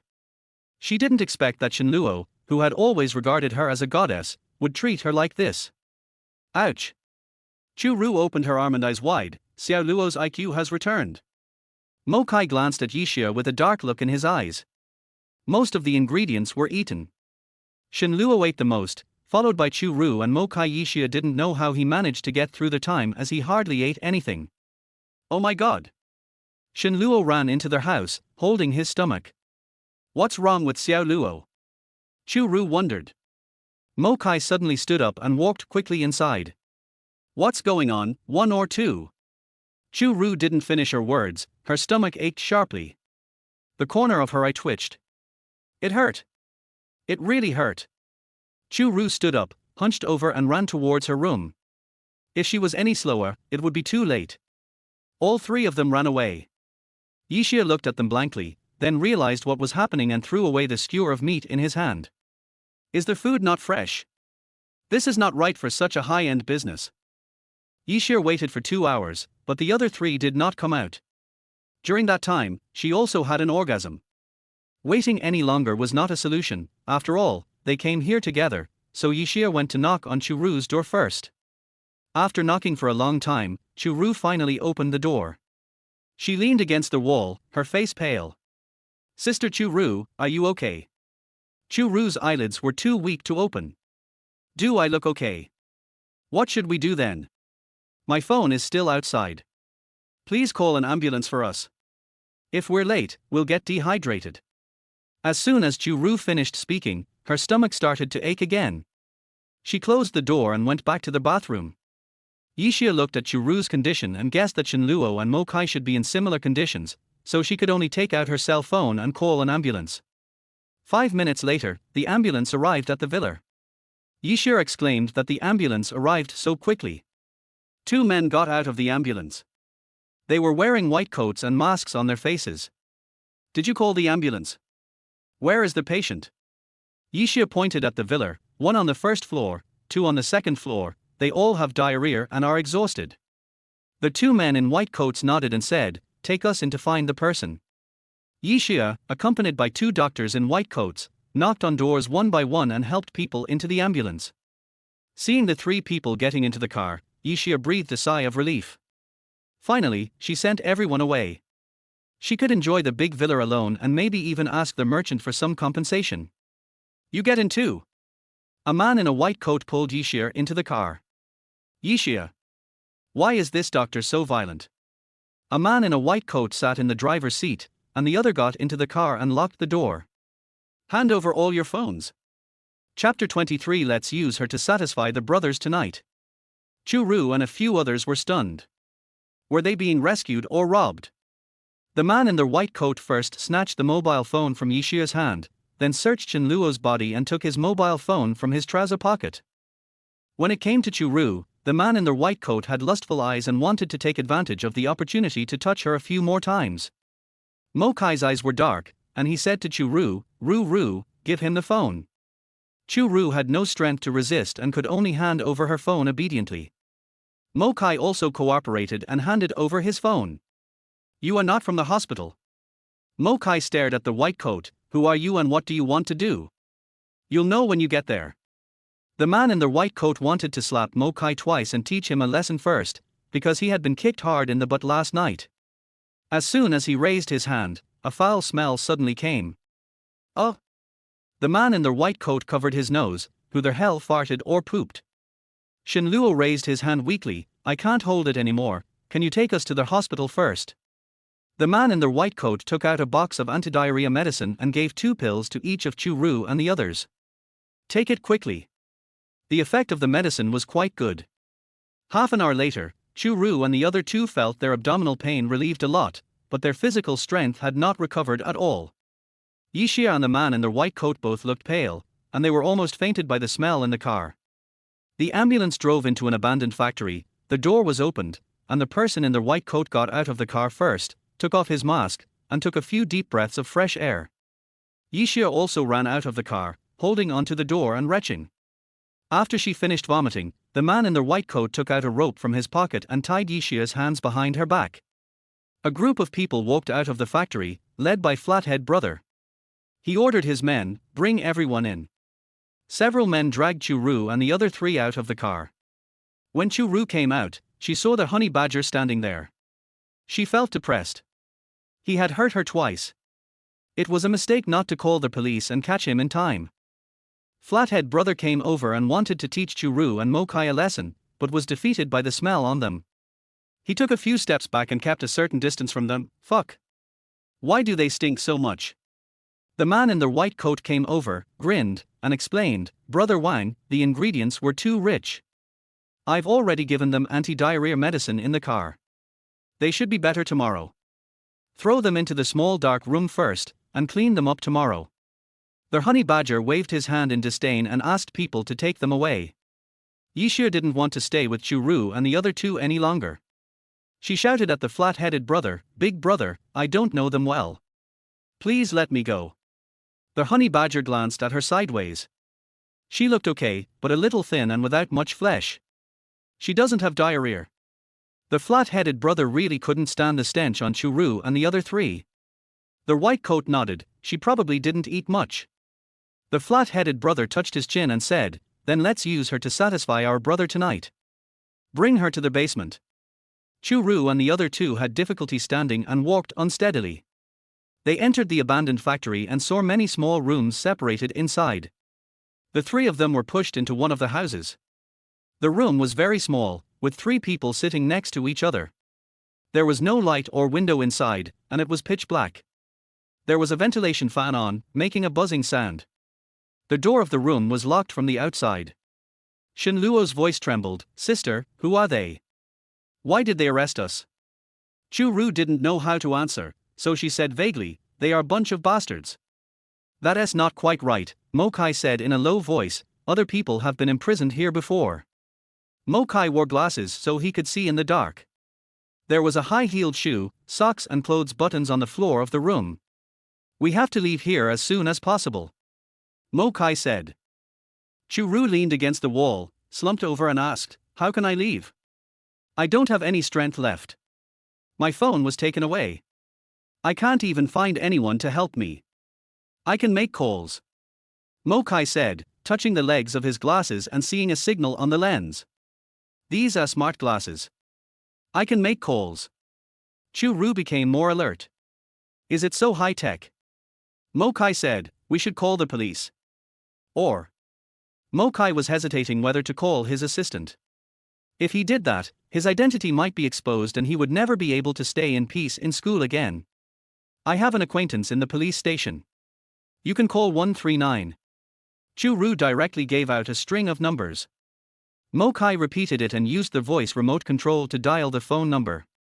The call was answered, and Mokai moved closer to Chu Rou, face to face. Chu Rou heard a deep voice in her ear, "Hello, who is this?" "Uncle Lu, I'm Shero," Chu Rou said in a tearful voice, "Xiao Luo and I have been kidnapped, please come and save us." "What?" The other party's voice was anxious. "Do you know the location? Are you safe now?" Location? Chu Rou really didn't know. When she arrived, it was already dark outside and the car windows were closed. She had no idea which direction was which. Mokai touched the lower temple of his glasses and reported the exact location, 42 degrees 11 minutes 50 seconds north latitude, 122 degrees east longitude. The other party was silent for a few seconds, as if he had memoized the location. "Xiao Rou, how many people are there in total?" 3. "In addition to Xiao Luo and me, there is another classmate Xiao Luo." Chu Rou reminded again, "Uncle Lu, this is an abandoned factory. The people who kidnapped us are not simple. There are more than 10 of them." "Okay, wait for Uncle Lu, I'll come to rescue you right away." The person on the other end hung up the phone. Mokai asked Chu Rou, Rou, what does this Uncle Lu do? Are you sure he can save us?" Chu Rou finished the call, and her strength was more than half exhausted. Her voice was weak, but the two of them were still close together, so Mokai could hear clearly. "Uncle Lu was my father's comrade in arms and his former best friend. He is now the director of the Public Security Bureau." Mo Kai stopped talking. He didn't expect Chu Rou to have such connections, so he waited patiently to be rescued. Anyway, they are safe now because they have the stench to protect themselves. I wonder how Yixia is doing? Shen Luo suddenly asked. Chu Rou snorted coldly. She thinks we stink too much, so she should be lying somewhere fragrant. Chapter 24. I am Chu Rou's boyfriend. At this moment, the room where Yixia was indeed very fragrant and extremely erotic. She was lying on the bed, covered with a quilt, and she was naked under the quilt. It's just sleeping with a man. What's the big deal? She has slept with a man before. She is a pure goddess in school, but in private she is a hostess in a high-end nightclub, interacting with high-ranking officials and wealthy businessmen. These people's favorite targets are female college students, especially those from key universities, who can satisfy them both physically and mentally. Yixia no longer cares about in-depth physical communication. Her goal is to gain the greatest benefit from it. Flathead brother came out of the bathroom, walked to the bed, lifted the quilt, and saw the naked Yixia. The corners of his lips curled up. What a slut, are you so impatient? Brother Wang, Yixia called out tenderly, after I accompany you for the rest of my time, can you just send me off? Leave. The flat-headed brother laughed, that depends on how well you serve me. The flathead brother approached him, and Yixia used all his strength, hoping to be let go. What a fucking goblin. The flat-headed brother slapped Yixia's butt hard, leaving a red palm print on it. Yixia's body tensed up in pain, and the flat-headed brother ejaculated. He shook his body comfortably and put on his clothes slowly. Yixia was tired. Seeing that the flat-headed brother had already put on his clothes, she propped herself up and sat up. Brother Wang, can you find me some clothes? My clothes are too smelly. No need to put on clothes, that's too much trouble. The flat-headed brother opened the door of the room and said to the outside, the slut tastes good, brothers, you can enjoy it to your heart's content. Yixia was shocked. She covered her body with the quilt and begged, Brother Wang, you can't do this to me. We agreed that if I serve you well, you will let me go back. The flat-headed brother smiled and said, I didn't say that you should serve me alone. I have more than 10 brothers. As the eldest brother, how can I eat alone? 3 men came into the room. They were the winners of the rock-paper-scissors game outside the door. The honey badger walked out and closed the door, lit a cigarette, took a deep breath, and then slowly exhaled a smoke ring. They say that smoking a cigarette is like being a living god, and the feeling is indeed wonderful. The door of the room was not closed tightly, and soon the screams of a woman and the humiliation of a man were heard from inside, which gradually turned into heavy breathing, slapping sounds and the woman's delicate moans. The men waiting nearby unbuttoned their collars and their Adam's apples rolled. Brother Wang, this little girl is screaming so coquettishly that we can't help it. The flat-headed brother laughed and said, it's even more exciting inside. This woman is experienced. You'll know in a moment. But don't have too much fun. You can sell it for a good price if you keep some of it alive. Don't worry, Brother Wang, we have experience. In the basement, the men lined up to have sex with Yixia. In the small dark room on the ground, Chu Rou and the other 2 had been rescued. Uncle Lu, you came so quickly. Chu Rou forced a smile when she saw Director Lu. When Director Lu opened the door, he was choked by the smell inside. He covered his nose and said, cough, cough, Xiao Luo, are you all right? Uncle Lu, we are not feeling well. We need to go to the hospital for drip. We are about to collapse. Shen Luo stood up with the help of the wall and moved out little by little. Mo Kai helped Chu Rou up, and the 2 of them walked out together. Upon hearing this, Chifu hurriedly told the police officer behind him, arrange a car and send the 3 of them to their hospital as soon as possible. Chu Rou suddenly remembered that there was another person, and turned back to Director Lu and said, Uncle Lu, we actually had a companion, but she thought we were too smelly, so she was dragged to the basement. Director Lu nodded and said, Xiao Rou, go quickly. Leave this to me. Let's go, it stinks. As luck would have it, Chu Rou and the other 2 were sent to Herguang Hospital, and He Wei was still lying in the ward upstairs. The next day, the 3 people finally came back to life. Lying in the 3-person ward, Chu Rou sighed, it's such a pity to have such a big villa.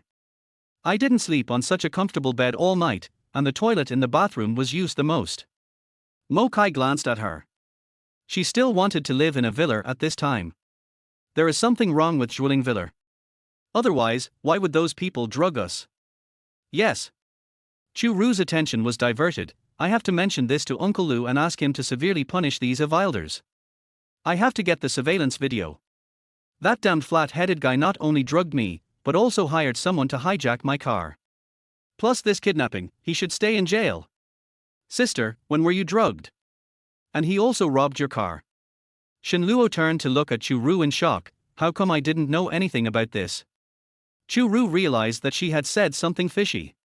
She didn't want others to know about the drugging, so she subconsciously looked at Mo Kai's reaction.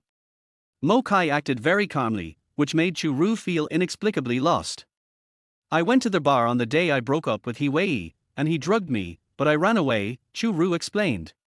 Shen Luo looked worried. Sister, did you have any accidents? Chu Rou laughed dryly twice. I am so powerful, your sister, what kind of accident can happen to me? Mo Kai glanced at Chu Rou calmly. Then how did you solve it? Hey! Chu Rou's eyes widened. You two are sick. You keep asking me this question. Do you want me to tell you the details? Shen Luo was depressed. Mo Kai stopped talking. He remembered everything without her telling him. The door of the ward opened and Director Lu walked in carrying a fruit basket. Shero, Xiao Luo, are you feeling better? Uncle Lu, you're here. Chu Rou sat up. Have all the bad guys been caught? I caught him, Chief Lu laughed. Xiao Rou, Uncle Lu has to thank you. If it weren't for you, we wouldn't have destroyed a human trafficking organization. Human trafficking? Chu Rou was shocked. Is it so rampant? Director Lu's expression turned serious. They have connections abroad and are suspected of trafficking in human organs. Chu Rou broke out in a cold sweat after hearing this, and she narrowly escaped danger several times. Uncle Lu, Yixia, how is our other companion? Shen Luo asked. She is safe. When Director Lu mentioned Yixia, his face looked strange. Seeing that Shen Luo was very concerned about Yixia, he wanted to say something, but hesitated. Director Lu wanted to change the subject and asked Chu Rou, Xiao Rou, didn't He Wei come to accompany you? Hearing the name He Wei, the three people on the hospital beds all frowned. Uncle Lu, I broke up with him. Oh. Director Lu was a little surprised. It's so sudden. Weren't you planning to get married a while ago? It's hard to explain this matter in a few words, Chu Rou sighed. I'll tell you when I have a chance. Director Lu thought that since there were outsiders present, Chu Rou was not in a position to discuss these matters. He glanced at Mo Kai, who was lying in the innermost part, and said, this classmate is very capable. If it weren't for him, you wouldn't have been found so quickly. Uncle Lu, his name is Mo Kai, Chu Rou introduced. It's thanks to his smart glasses that he can make phone calls, otherwise we might have been dismembered. Mo Kai nodded slightly. Hello Uncle Lu, I'm Chu Rou's boyfriend. Chu Rou.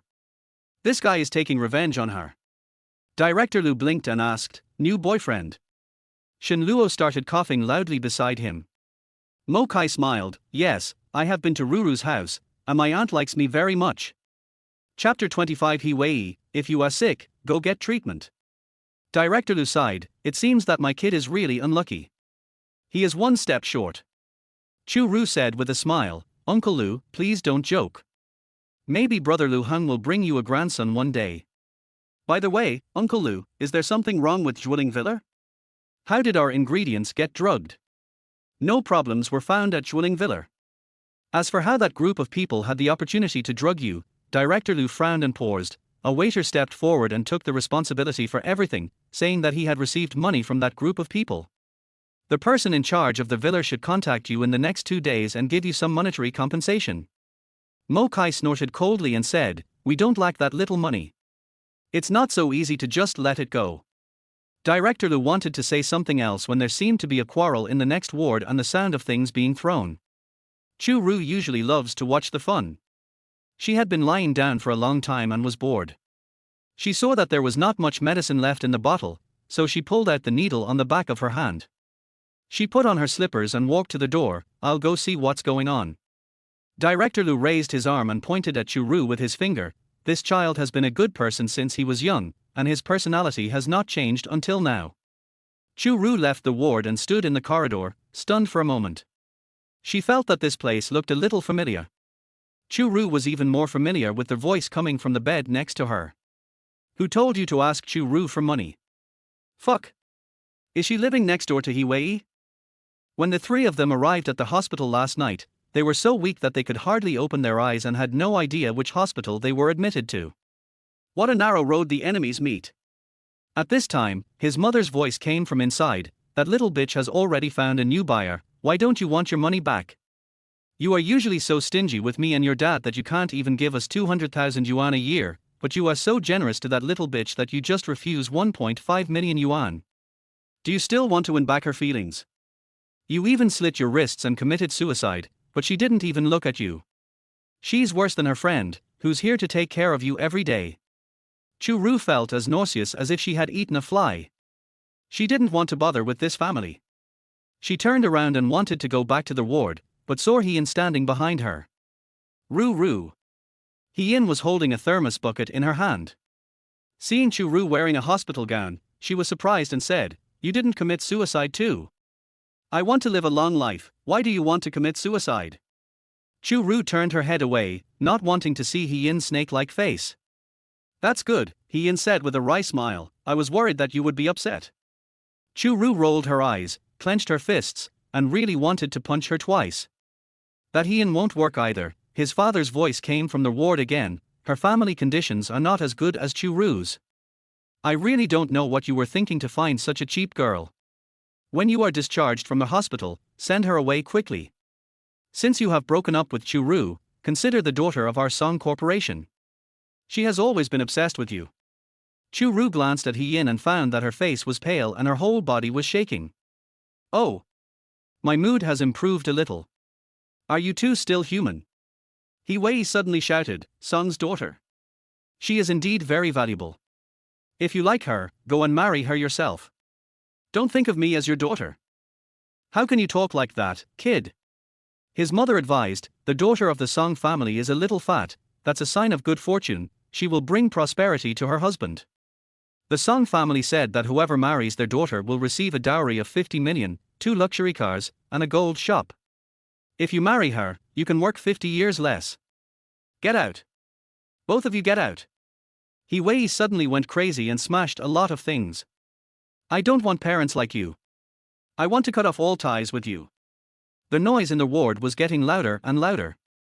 The nurse heard the noise and ran over. She shouted a few times, but found that He Wei couldn't control his emotions at all, so she ran out to call for help. He Yin stood where she was and stepped back subconsciously, as if she was a little afraid of He Wei's current condition. Chu Rou lowered her eyes and let out a long breath, then walked to the door of He Wei's ward and saw He Wei, who was still going crazy. He had smashed everything that could be smashed in the ward. He was holding a stool in both hands, glaring at his parents fiercely with his scarlet eyes. His father and mother hid in the corner, trembling. "He Wei!" Chu Rou shouted. He Wei heard Chu Rou's voice, turned his eyes to the door, and found her. Rou, He Wei put down the stool in his hand and slowly walked to the door. His muscles were tense and his voice was trembling. "You're here? Did I scare you?" Seeing He Wei like this, Chu Rou would be lying if she said she wasn't heartbroken. He had never been like this in front of her before. He must be trying his best to restrain himself, just like now. Chu Rou's eyes were sore. She suppressed her emotions and didn't let the tears flow out. "He Wei, if you are sick, go get treatment. Who are you trying to show off to if you are suicidal and crazy? You're making it seem like I'm sorry for you. It's obviously you who did something wrong. If it's wrong, it's wrong. There's no point in making excuses." After Chu Rou finished speaking, she turned and left, returning to her ward. Director Lu has left because of something. Chu Rou lowered her head and climbed onto her hospital bed, wrapped herself in the quilt, and covered her head with it. Shen Luo and Mo Kai looked at each other, not knowing what Chu Rou was doing.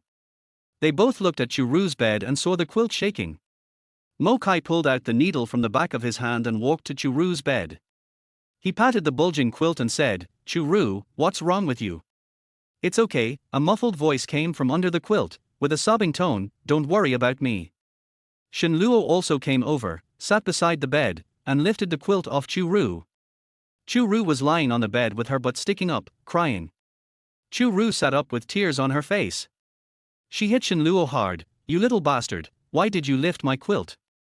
Why are you crying? Mo Kai asked with raised eyebrows. I'm in a bad mood. It's my freedom to cry. I can cry for no reason. After saying this, Chu Rou leaned on Shen Luo's shoulder and cried loudly. Mo Kai frowned and left the ward. Not long after, Mo Kai came back with a very ugly look on his face. He glanced at Chu Rou, who was still crying, ignored her, and went back to his own bed and lay down. After Shen Luo lent his shoulder to Chu Rou, he didn't move. He finally waited for Mo Kai to come back, but he didn't say a word.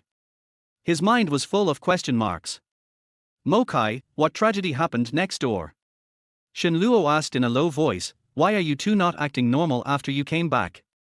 Mo Kai turned around, with his back to Shen Luo and Chu Rou, and said calmly, He Wei is in the next ward. Shen Luo was surprised. He Wei is also in the hospital with diarrhea. Chapter 26 Is my sister waiting for me to come back? Chu Rou really wanted to open Shen Luo's head to see if the shit he took yesterday had gotten into his brain. Mo Kai pressed the call bell and the nurse came over soon. I want to be discharged from the hospital, Mo Kai said lightly. The nurse glanced at Mo Kai's bedside card and said, the doctor recommended 3 days of hospitalization, but you've only been in the hospital for 1 day. I want to be discharged from the hospital. Mo Kai's cold gaze made the nurse's heart tremble. Then I'll go ask the doctor for you. After the nurse left, Shen Luo was puzzled. Mo Kai, why are you in such a hurry to be discharged from the hospital? Mo Kai closed his eyes and replied, the bed here is not comfortable. Chu Rou had stopped crying when the nurse came in. Her eyes and nose were red, and she was sitting on the bed in a daze. She thought she had completely let go of He Wei, but she overestimated herself and underestimated the feelings she had given him over the past 5 years. But once the arrow is shot, there is no turning back.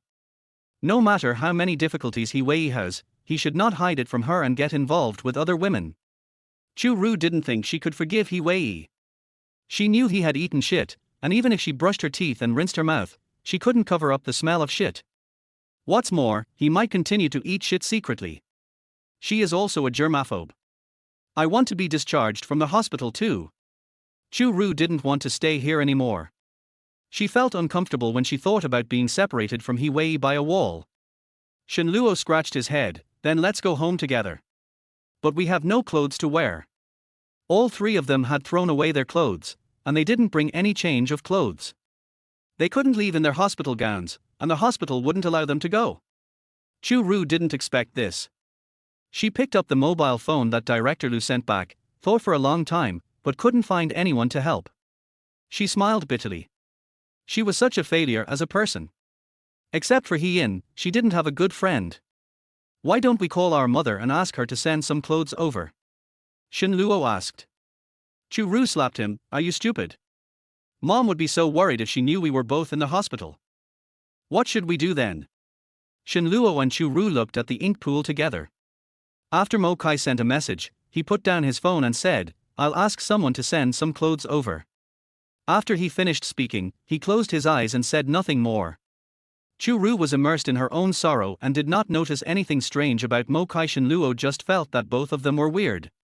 An hour later, Mo Kai's cell phone rang. He got up and went to the door of the ward to get a few bags. He took a look and threw 2 of the bags to Chu Rou and Mo Kai, then returned to his bed, closed the curtain and changed his clothes. Shen Luo left the women's clothes behind, took another bag of men's clothes back to the bedside, and closed the curtain. Chu Rou took the clothes to the bathroom, locked the door, took out the bra first, and saw their size, 75D. It fits quite well. How did Mo Kai know what size she wears? Is his eyes a ruler? After changing their clothes, the 3 of them completed the discharge procedures, left the hospital, and took a taxi home. After arriving home, Mo Kai went straight back to his room without saying a word. Chu Rou then realized that something was wrong with Mo Kai. She pulled Shen Luo and said, Xiao Luo, what happened to Mo Bao? He doesn't seem very happy. Shen Luo scratched his head, I don't know. You cried when you saw He Wei coming back after you went out, and he was unhappy when he saw He Wei coming back after he went out. Chu Ru's sadness had passed, and she felt much better after crying. She thought about Shen Luo's words. Why did Mo Kai get angry when he saw He Wei? The only intersection between them is her. Mo Kai feels sorry for her as a sister. Or maybe it was because she cried, thinking it was shameful that she was not ambitious enough, and she was sad for a scumbag. Chu Rou sighed in her heart. Mo Bao is really a good brother who appears cold but is warm-hearted. She glanced at her younger brother who was standing next to her. He was tall but not smart, and his silly look was really annoying. I'm going back to my room to lie down. Xiao Luo, you should lie down and rest too. She was still very weak and would break out in a sweat if she moved a little. What she needed now was rest. Chu Rou returned to her room and quickly fell asleep. When she opened her eyes again, she found it was dark. Her stomach started to growl. She hadn't eaten for a day. Dragging her hungry body, Chu Rou came to the kitchen, cooked a pot of porridge, and boiled sweet water with apples. Now they needed to drink a lot of water. The sweet water was ready, and she scooped out 3 large bowls and placed them on the dining table. Chu Rou was very hungry, so she drank the apple juice first.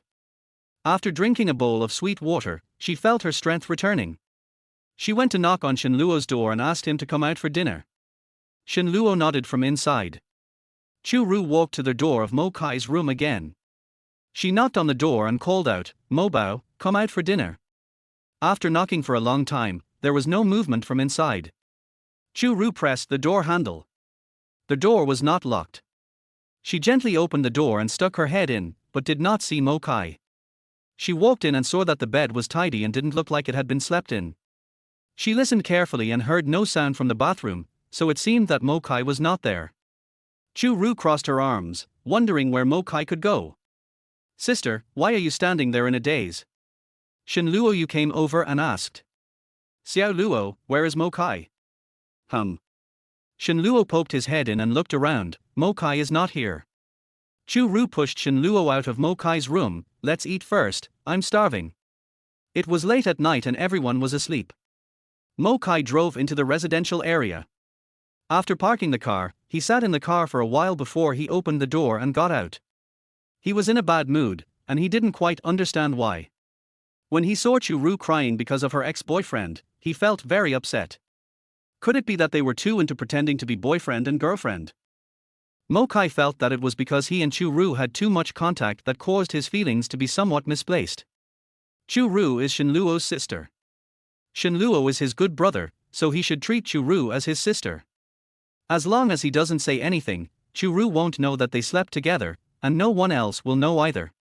Let's just keep it a secret. After thinking this through, Mo Kai took the elevator and went upstairs. When he opened the door, what was waiting for him was not darkness. The light at the door was on and the TV in the living room was on. Mo Kai walked over and saw Chu Rou sleeping on the sofa with a pillow in her arms. There was a hint of surprise in Mo Kai's eyes. Usually at this time Chu Rou would have gone back to her room to sleep, so why did she fall asleep in the living room today? He didn't want to bother her, but he was afraid that she would catch a cold here. After hesitating for a long time, he patted Chu Rou's arm and said, Chu Rou, wake up. Chu Rou woke up, and seeing Mo Kai in front of her, she sat up and subconsciously wiped the corner of her mouth. Why did I fall asleep? She looked up at Mo Kai. Mo Bao, where have you been? Why did you come back just now? Have you had dinner? How are you feeling? Hearing Chu Rou's series of questions, Mo Kai looked suspicious. You didn't go back to your room to sleep, are you waiting for me to come back here? Chapter 27 I will never shed a tear for him again. Chu Rou saw that Mo Kai had blue eye bags and a pale face. She pulled Mo Kai down and sat next to her. Why did you leave without saying hello? You look so weak. What if you faint outside? Chu Rou kept whispering in Mo Kai's ear. The bud in his heart that he had just broken showed signs of revival. He smiled and said, why do you care about me so much? Of course, Chu Rou patted his shoulder. It's my responsibility to take good care of you. Have you had dinner tonight? Mo Kai shook his head. I didn't eat it. Chu Rou frowned. You haven't eaten all day. You can't not eat even if you're afraid of diarrhea. Shen Luo and I drank porridge at night and we're fine. She stood up and walked to the kitchen. There's some porridge left. I'll heat it up for you. Shen Luo drank up all the apple sweet water that Chu Rou cooked in the afternoon. She took out an apple, peeled it and chopped it into pieces, put it into the water and boiled another pot of sweet water. The porridge heated up quickly. Chu Rou came out with a bowl of porridge and a plate of pickled vegetables, and called to Mokai, "Come and drink the porridge. The temperature is just right." Mokai's mouth curled up, and he walked over and sat down. He pulled Chu Rou, who was about to leave, and said, "You sit down too, and eat with me." Chu Rou smiled and said, "There's still some apple sweet water boiling in the pot. It's almost ready. I'll go get you a bowl." Mokai let go of his hand and looked at Chu Rou's back as she left. His heart felt sweeter than honey. Soon, Chu Rou placed the apple sweet water in front of Mokai. "It's sweet and sour, it can relieve diarrhea, replenish electrolytes, and most importantly, it tastes good." Mokai took a sip with a spoon and said, "It's really delicious." Chu Rou sat at the dining table, resting her chin on her hand, watching Mokai eat porridge and drink sweet soup, her eyelids a little heavy. Mokai finished the last sip of sweet water, raised his head, and found Chu Rou sitting there, almost asleep. He stood up, and the sound of the chair woke Chu Rou up. "You're done." Chu Rou stood up and wanted to take the bowl to the kitchen, but Mokai held her hand and said, "Wash it tomorrow, go to bed first." Mokai held Chu Rou's hand and walked her to the door of the room, then reluctantly let go of her hand. "Come in." Chu Rou yawned, "Well, good night, Morbao." Chu Rou pushed the door open and Mokai stopped her again. "You, still like He Wei?" Chu Rou was stunned by the question. Sure enough, Mokai was unhappy because of this. She said solemnly, "After all, he and I have been together for 5 years. It would be a lie to say that I have no feelings for him anymore, but I will try my best to let him go. Don't worry, I won't go back to you." Chu Rou raised her head and stared at Mokai, and said with determination, "From now on, I will never shed a tear for him again." Mokai looked at Chu Rou with deep eyes, and after a moment he said, "Remember what you said today. Monday, it's time to go to school and work again." Chu Rou felt that she was about 70% better and could still go to work, so she did not ask for leave. Mokai and Shenluo were young and strong, so they recovered faster. After waking up from a good sleep, they were full of energy. Chu Rou's car was still under repair, so Mokai offered to take Chu Rou to work. Really? Chu Rou was very happy that she didn't have to squeeze into the subway. "My Morbao is still the most considerate person." Shenluo scratched his head. "What should I do then?" Chu Rou glanced at him and said, "Without the ink treasure, you won't go to school." "Yes, it will happen, but I'm a little uncomfortable with it. We have always been inseparable." Shenluo explained. Chu Rou snorted, "That's why you two don't have girlfriends. No one can get between you two." Shenluo thought it made sense. "It turns out that Mokai was blocking my peach blossom." Shenluo walked to school alone and met Yixia at the entrance of the teaching building. "Yixia, nothing happened to you that night, right?" Shenluo leaned over and asked. Yixia looked ashamed and angry. "Don't you know whether I'm in trouble or not?" "I'm asking you because I don't know." Shenluo looked puzzled. "Why are you so angry?" After what happened at Schwilling Villa, Shenluo's feelings for Yixia faded a lot. He asked her one more question only out of a sense of responsibility. After all, it was he who took Yixia out to play. Seeing Shenluo's reaction, Yixia seemed to be unaware of her being raped, so she softened her attitude and said, "I was locked up in another place that day and was scared, so I was a little excited." Shenluo nodded. "It's really scary. I didn't expect this to happen, but fortunately everyone is fine. Are your sister and Mokai okay?" Yixia looked behind Shenluo and didn't see Mokai, so she asked, "Isn't Mokai with you?" "They are all fine. Mokai sent my sister to the company and will be back later." Shenluo was not in the mood to chat with Yixia and walked into the teaching building. "I'll go to the classroom first." After saying that, Shenluo walked away with his long legs, without any intention of waiting for Yixia. Yixia frowned, bit her lower lip, and complained secretly, "It's all Shenluo's sister's fault. If it weren't for her, Shenluo wouldn't have treated me like this. If it weren't for her, I might still have a chance to climb up to Mokai." Yixia has made a lot of money in nightclubs in the past 2 years, but working in a nightclub is not a long-term solution, and she needs to plan for her future. She has been used to spending money lavishly, and she cannot accept going back to her previous simple life, so she wants to find a rich boyfriend. After observing for a long time, she felt that Mokai was the most suitable person. He was tall, handsome and had good taste in clothes. Even though he was a low-key person, she could tell that he was a rich man. But such a good candidate was snatched away by Chu Rou. An old woman wants to eat young grass. Humph. Yixia lowered his head and was thinking about how to get the ink pool. He didn't see the person coming from the opposite direction and bumped into him. Ouch. Huang Shan staggered and was fortunately supported by Chu Jie. Yixia himself couldn't stand steadily and took 2 steps back. He looked up and saw Huang Shan and Chu Jie. He frowned. These two were notoriously difficult to mess with in the school. I'm sorry, I was thinking about something and didn't notice you guys, Yixia said with a concerned expression. Did I hurt you? Huang Shan rubbed her shoulders and glanced at Yixia. It turns out to be Miss Yi, you walk so recklessly. I'm really sorry. Yixia apologized again and left in a hurry. Huang Shan snorted and said to Chu Jie, did you see what she was wearing? Chu Jie brushed down her short hair, glanced back at Yixia with her almond-shaped eyes, and asked in confusion, what happened to her clothes? It's more expensive than my clothes. Huang Shan pouted, my mom gives me 50,000 yuan a month for pocket money, but I can only buy clothes that cost 2,000 or 3,000 yuan. Yixia's clothes cost at least 5,000 yuan, but I heard that her parents are just ordinary workers in a 5th-tier city. How can she afford such expensive clothes?